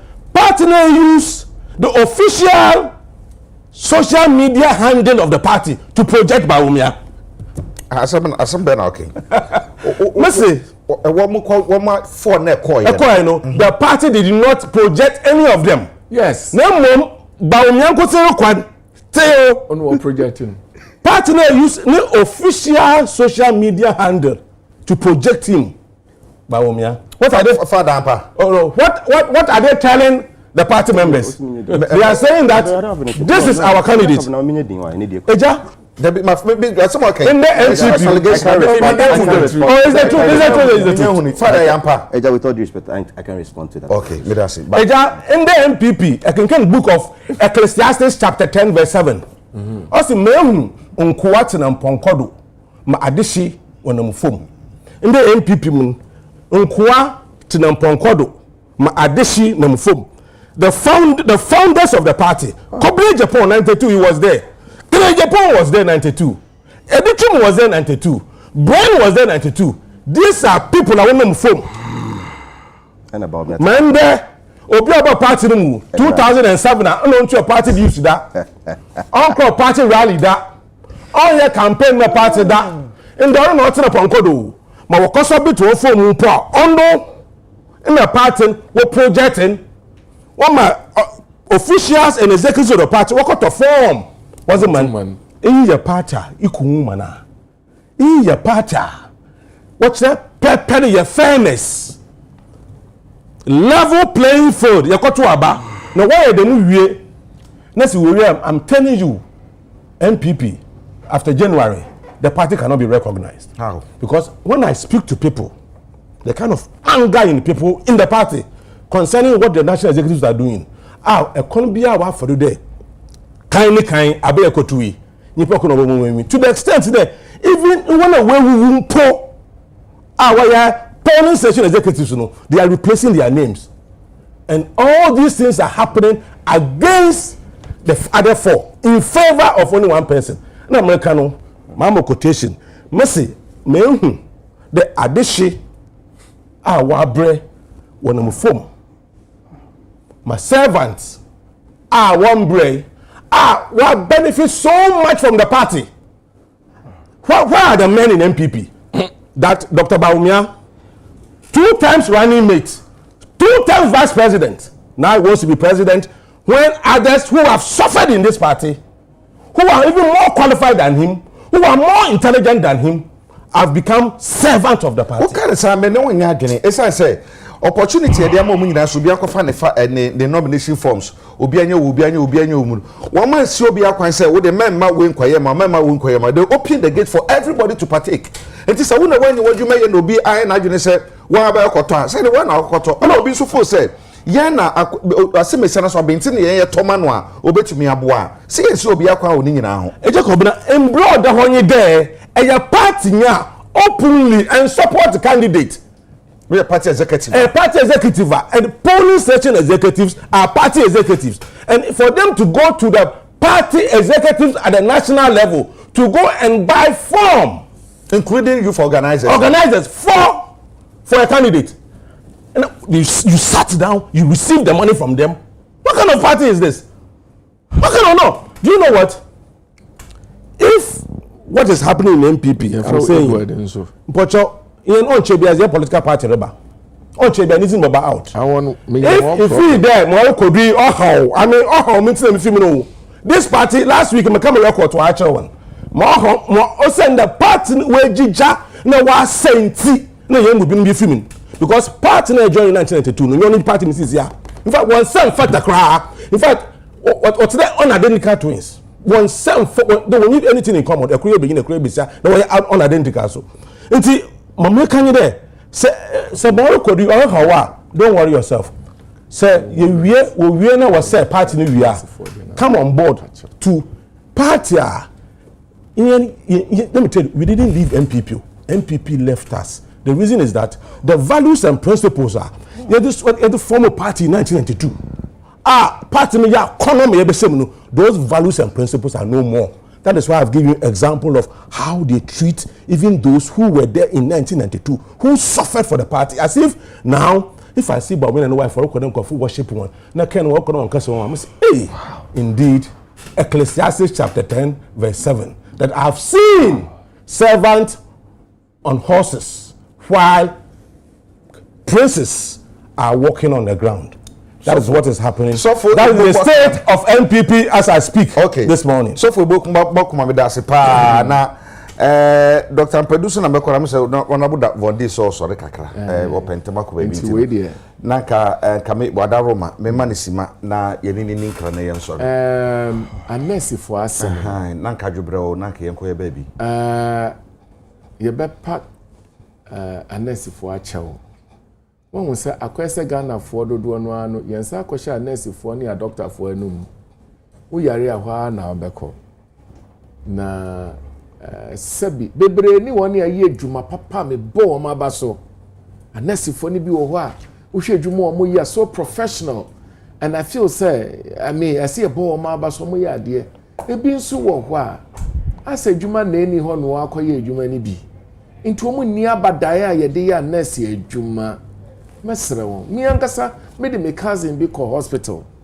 me nua me do hospital na nurse ni no o hwe ni phone so boy you o hwe ni phone so no ye WhatsApp me ye de me bia anti esem fa boy ni free wo e de ko be befoforo mesre won andro bebre bia obetwa ye na ase kiresen asem aba I don't endorse say obi beba hospital ho abeye dede abed your yeah I don't endorse it, but why do you have to go run lying to sense say odina court say per compensation ni ade mo a doctor for ko enwe mo asa obi amfa ne sankan I think that the profession is a very dignified one, and then let's accord it a respect of that nature. And I feel, sir, as I say, sir, Obano, Yachinaso, na a year, idea, a bema, 1 year, Ebano, a bishop. But it's able, our mamma 214. 1 year, yanche. In the message, in the way, you don't check, who for the few, but a lunch mountain or a bar. Yanche, what trip? Azi, Jami Shaw. Yet Azi mo. Honorable Wadi, you done quite. The master wants to know. We can so Obefa Nimianu na Bumu, and so a good your nurse for the no Yansha say for me, and can someone say the Nifi Bibrisa, and as some Yabefi. It's say, who share a branch and I did not call ye, any the free maba, any.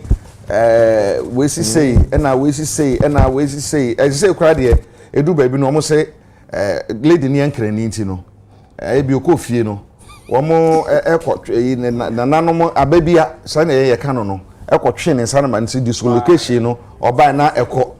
It's a possibility, sign the mail banging and study a ticket and transposition. I am Jane Semono. Sanya see a corner na so betumi de MPP Frank Brothership eno so aka ho amamia wadaro base ma be ensian tam wadaro ma yo Agya Kwabena das say ma sha see MPP okay honorable Vondi say one year on wish am well honorable e bi go kwa ye dey wish MPP so well very very important. Nti edi Vondi no cry me depa because my sorry paying back Dick Vondi okay Dick Vondi be chair bebre eti because of my be mu answer a kind democrat asem no we hear very credible opposition this opposition be irrelevant and no and it been running into authoritarianism and just a ban no with the majority need 2 million with me any how people yeah enti I say in the interest of the nation no you hear opposition however say you face in a position could be in the interest of the nation say e be boa wo ama opposition so etimi aso regina omna so na o matumi egina to at least to oppose or even share their mind as far as urban policy concerned. But now last time I had the American say MPP party no was seriously damaged as a result of the last election. And you know, party is so damaged, you know, here a lot of repairs. Sana simple leader and now say a candidate be more leader. Now and only problem me sha say because we party no near a damage no na repairs from here repairs ni here repairs are not only as but unity nkabo I bet you come abomu na o matimi asore jam na so now san nkabo no starting from grassroots na ba constituency na ba region na ba nation na san nkabo no so taken for granted say we want to rather start from the top ever down for me as a social science because we deal with society, we deal with human beings. Now, nipa way say, or maybe hard on your deal with the channel. They say we take it for granted. Say, and yes, any old party, Tibet man, yeah, pa. One more soon about to Abama, and you one more top on the way to Abama.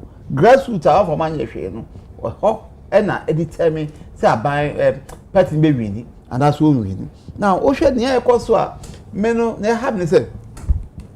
Enka as a so equal opportunity for candidates or my human and some person contesting. And post one start unity as 7 and 3 grassroots.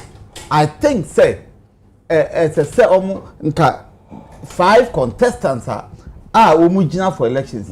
A home kwan pono as I say yet me yibi at the HSA and per unity no we are starting from here. To say now ocean ye koswa it's as if say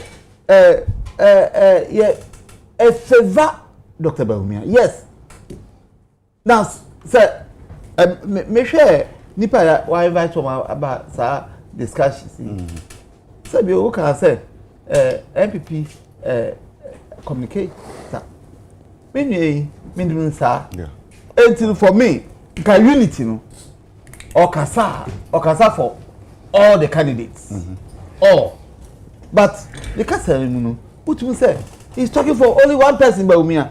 I was shocked because me who say obi a all represent MPP MPP so campaign for election of candidates until on cast on behalf of the political party.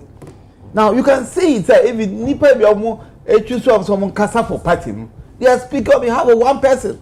Now for some of us I hate to move for your hakakra because how they say I drew mra party they say damage here serious repairs no unity kabom as I say treat a dominant na ma can say we belong to the same family enti as mama yina kan bom this national executive no wo hwe ne course na say me am submit on forms na senior other contestants cry edi hu yaw say one budie they were not accorded any publicity and recognition as compared to Obakwan. I mean this unity ne damage you know, are you entrenching it or are you there as a national executive to bring them together in order say we bet to be a formidable party e bet to contest near winner na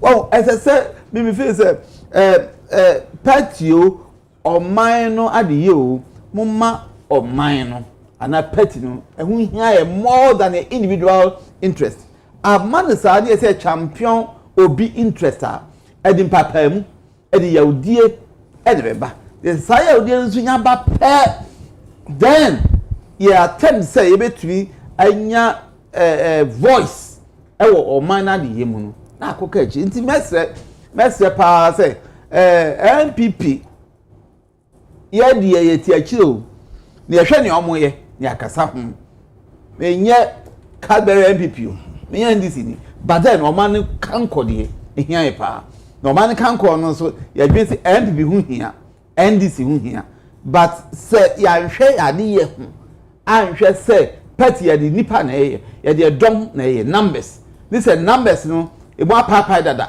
ne nipa 5 ye be contest na national executive from national mo be kan ma bomu ama hu say party ye nyina ye dia ye asia na so na rather we are favoring one one no so hwe se nia honorable Vondi kan esemebre che say no kwasem we are hwani ye se ye de chikotai ye dom kotai di ba ko pechia emwa party no nti anu message say national executive no mani mra wo so they are there as national executive say kaboma if you want but say ko base party for nankasa certificate say you have been so biased and supportive of only one candidate begin say emwa MPP kanko enti me face hono e so mo hwe ni yi ene e ba nice for day ya oh nia you know ya reho because senior I'm so na Vondi kan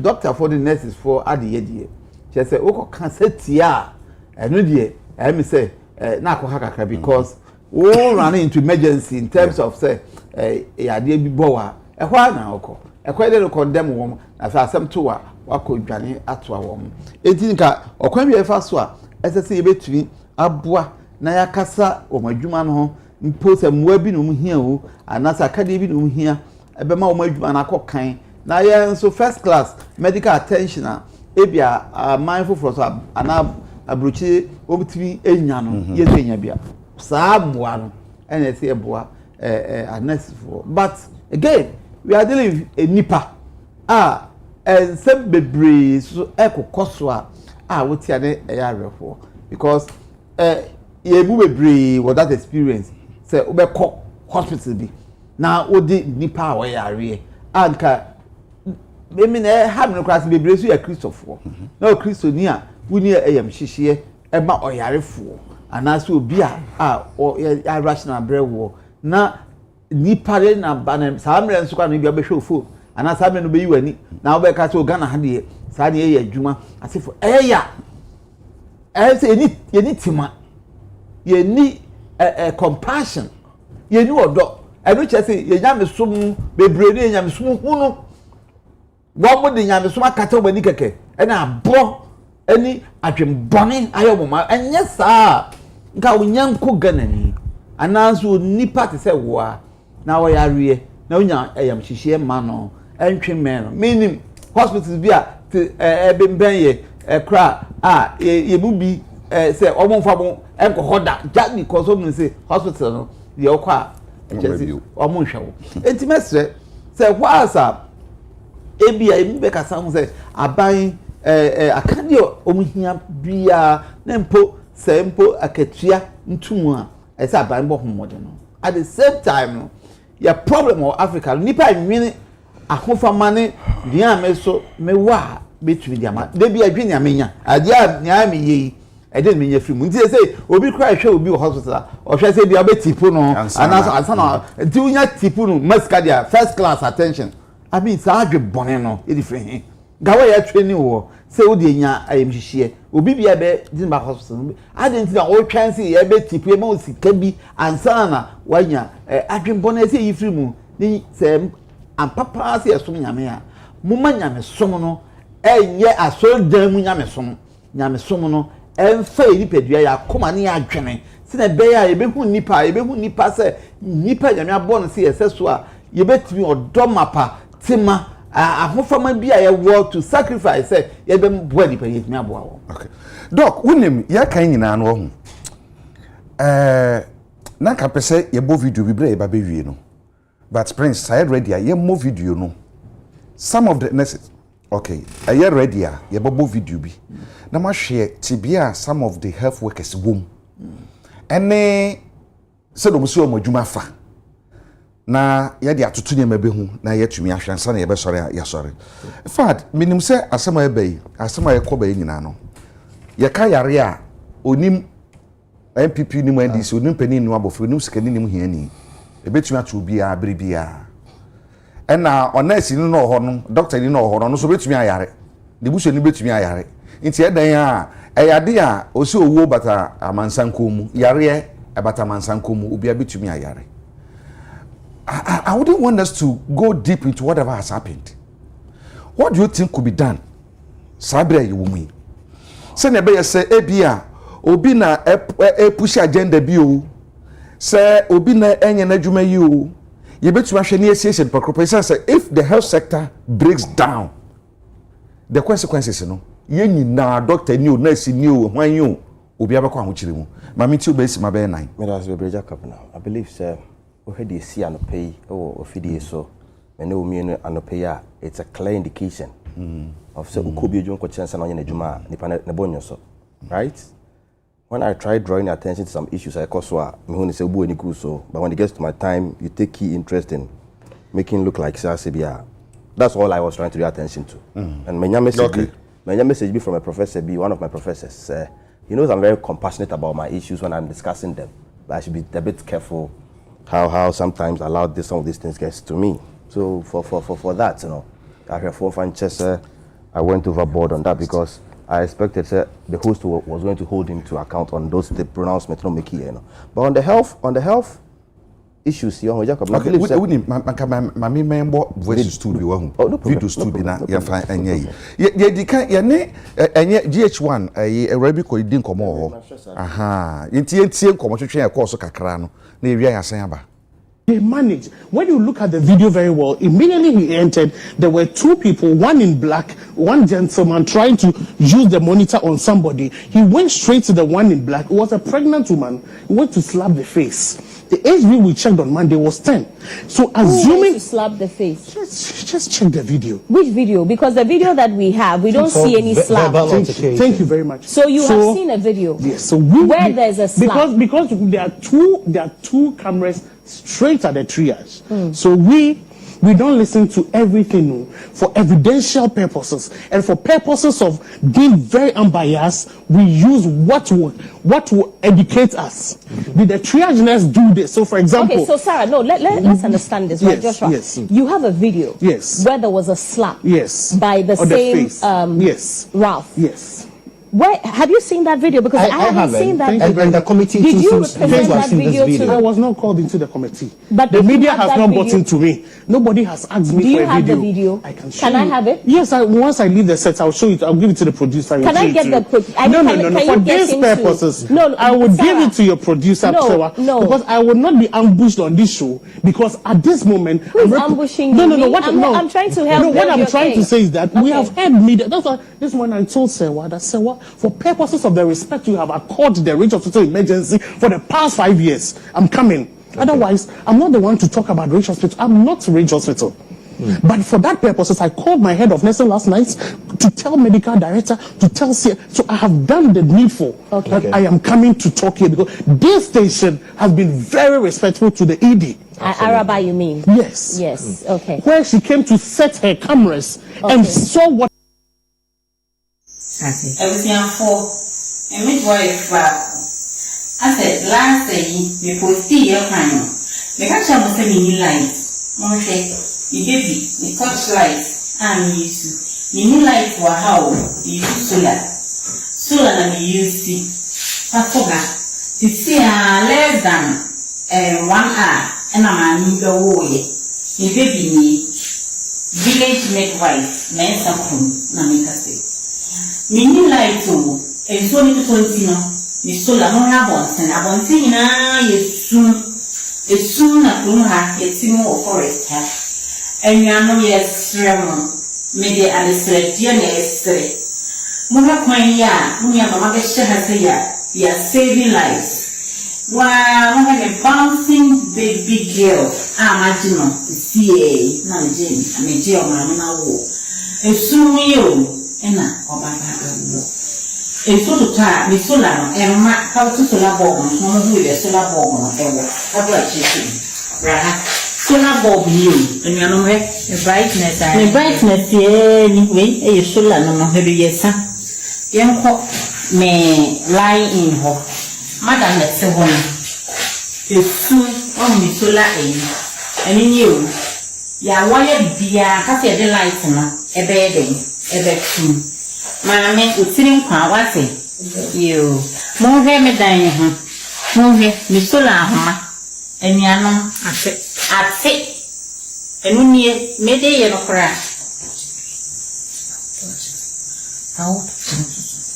More, I'd say, the solar who knew, I'd say, the connection of what I saw, and home away and echo. Say me, free must see lights be bedding, baby doom. Inside this, may the common see, Mamma be a so. Adding and a year breather. Me lie in. Solar bulb after you. More you solar and no. And woman now will have say, your banner ha, you solar not more in ye. Vicky to you. And now, ye did Emma and Homa, like a kind in a scene. Ain't seen everything for. These are some of the conditions I have workers ni bi na mu awo man yi mu. Enti wo de compare o mo okuru kase mu na otum se we no mu no. O can use word be I'm saving life. Yes. Ye hu hia. Fa ma mintie o. That's very brave. So now they can no you don't code details of the matter at hand. Now media as my friend saying a chopper and at the said dey na be ma nurses for and health workers across the country say in the condition of service there ain't 100%. We will have to be improving upon it as with time goes on. Now, particularly with the Range Hospital situation now, any the narratives about things so far, any the attacks on the nurses, any somebody trying to prove a point, say I am right, somebody is wronger. What happened on that particular night, let's first of all condemn it. Now, I'm quite to say, Ghana for binum kutupa.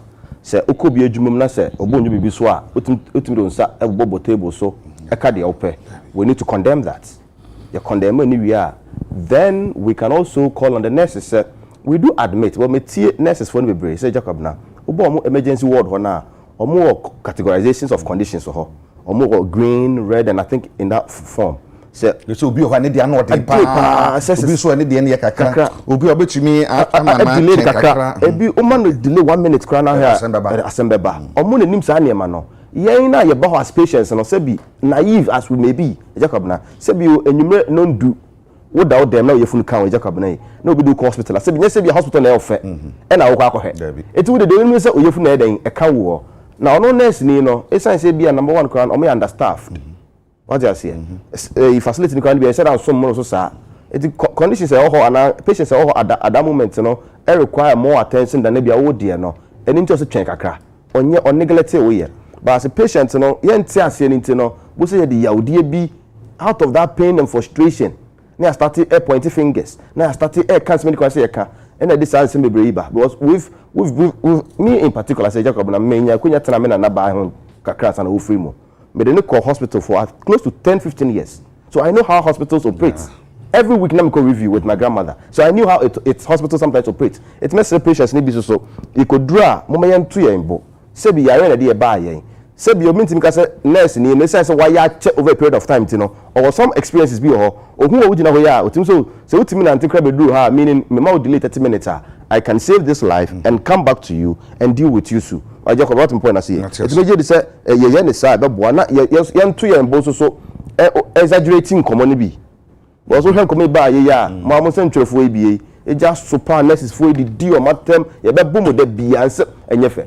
Say bi say unu ya ba na nurse ni o kura ya se a Jacob na video tire yi aka na mpo ni ho a me gidi say person bi de ne sakra be kan say o so Ghana say obo enkwa ho ban eti e be sere media mesa kebion sene ebinim ka se sebi Ghana fo ye dɔɔso ɛmoa ne bi wu a sebi ɛnyɛ hwee no sebi media no pɛ me ka ne sɛ Ghana ni bi no ya aboa Ghana nkwa bi ho hia enti ye mo nkwa bi ho ban na Ghana apomuden asoye no ebe fa ne to pɛfra na me de ebe wie no me gidi sɛ enche bia wonim sɛ nurses fo a ye posti omo last year 2024 December mu ho epem enne aban ba ontu omo kaye etime gina kwenye so ye ka nurses fo asem me gina kwenye so na masra ban yi sɛ ye sra ban omako akosom for the period of 9 months in here ebinuma ko rented dan agi bosia rented dan atoto ne ma se bi bosia no omode ahwe omo sa 9 months in here ye besra ban no se when tia nkofo ne kai a sometimes and this neglect bi ba o but no 9 months in tia ne kakra ye Jacob na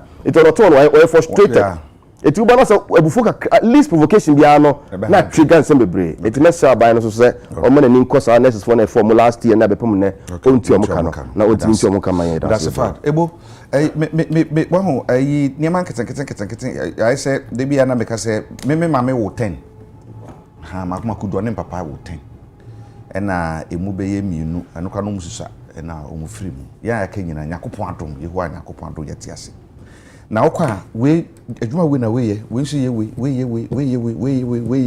nti be wie no na wie peyo studio ha ye we dode microphone be hye yen ene o mic yen ko dogina camera chinko dode nso ba yen ko obi na ye wie peyo nti no man bia no abusia bia no obi play role bi ye ka bo mu a na abusia sa no man no so te obi a wo ne role so play de e koso e no gidi say is it not time say you see an oprekope say I see bibi say na ne ye mu a e bia sa branti yan ko okranka e bia anka reforms bi no anka betumi aba ye health sector no mu wo gidi say baby adre no sa a portion of blames now we be koko gina TV station aka radio station aka say na ye na ye be say and am boa and asefo no don't you think say stamp sank is jai na ye hwe kwa betuma fa so ne ye nyina be kasa dwebro ma na ye nyina ye dia ye tumi ye dia say ye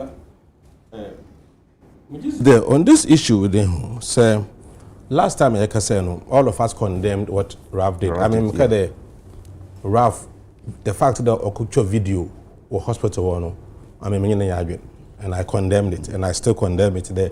It was not proper. But in some of you on another television station sometimes some of these negative things happen for us to get to know certain things that is solve your problem. They've been away see because it's issues are even hospital now. But the fact there, the reason why there was a delay in the one diagnostic equipment or no engagement. So most of the equipment or hospital to the regional hospital or your Greater Accra Regional Hospital. That's a facilities in Aze on Yejuma. Then will you be surprised there? Video you show ya, I can tell you I will buy a light in you. Will you be surprised? Yes, it shows there on Manano. Young fine, I drink na young museum, you were young Yejuma war or a health sector. Because it's a minister and also minister to there every year you spend or the state or the nation wastes, I will call it waste, $10 million on issue of medical negligence. The Aqua Hospital also do what show can be the one to one show and say Ashran Kwana is the Dama na BBI or no as a bonoko as a hospital no co or a quota Utumuzu was someone who will compensate to Nasika over the years, you're spending on the average, or 10 million Ghana cedis a year. And because I can expand a bit to the name of yes, and yes, Bibri. And even most of these cases are cases that happen in the cities. So if the village didn't have but there, then what will be drop a ban? No, what can misdiagnose will be, no, why you'll be not, and just then, more than 100 million cable to in a year. Which means the system itself is not working. We demand so much from the nurses. You put a woman a certain standard of care. When in actual fact, the facilities are not up to the standard that we the Obasbe Yejuma. So there's that disconnect between the facilities we have and the expectations are we expect from nurses. One working environment, condition of service, and as in woman in because it's about life and death. You need a nurse and a doctor to save your life, and it is important to the abortion one year. Now, specifically, as some see some of the behavior of the nurses,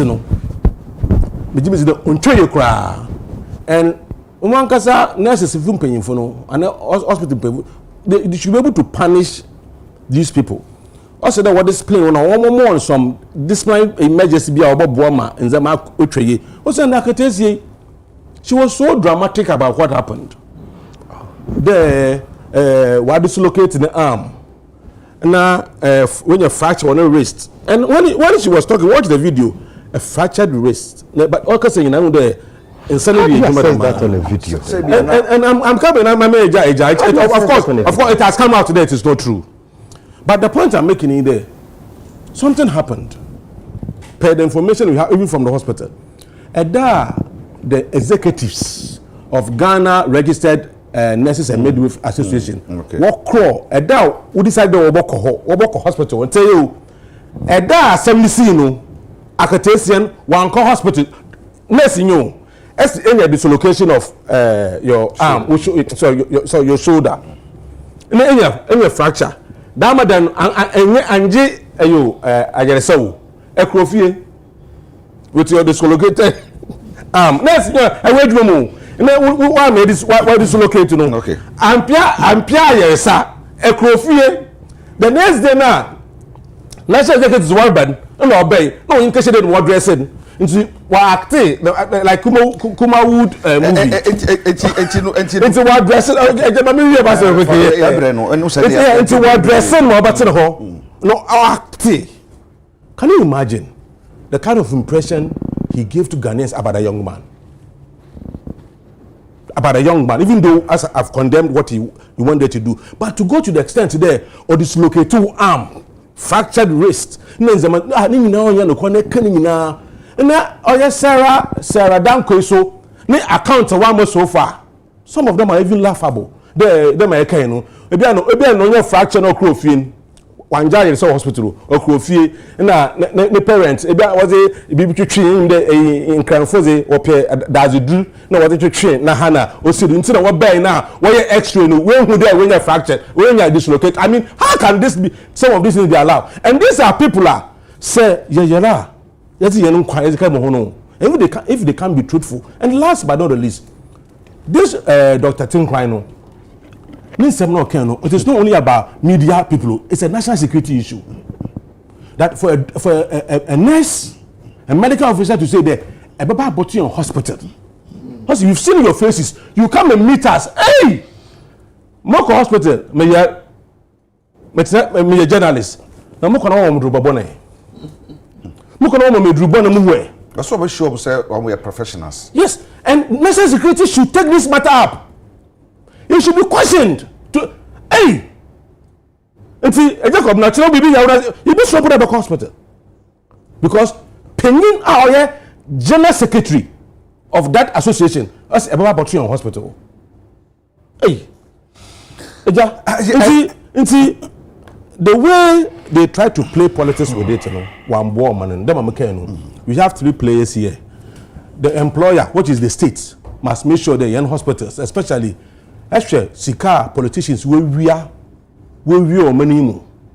In actually in crossing about what we need, take about what we need, light in yours about any. Say sika we win na so ya say ban na ezi kodama villages is up to certain standard.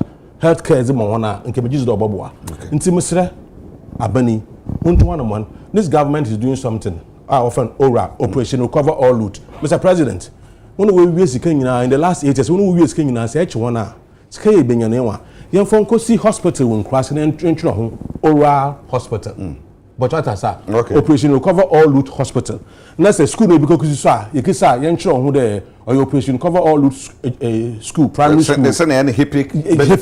Yeah, in the man, or Bob Wine. Papa, unfortunately, na Jim one bread producer some of the papa. Now, I did about see ya. People say, ya chef for Adrian Cosson say. Committee who say, at that time, no, X-ray machine yejuma, CT scanning yejuma, MRI yejuma, our emergency departments on Nina yejuma. Now, according to sources, no, in 2023, yeah, the contract majuma could be on supply that machines in Nina be from emergency department.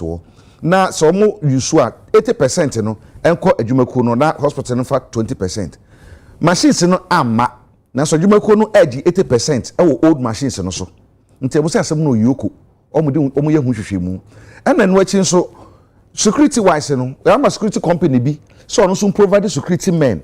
The number of security men every day say the bear security bear title. I do not say the amano, or also Yamaniska, or no so as security men no so when provided. It's the development be a bar.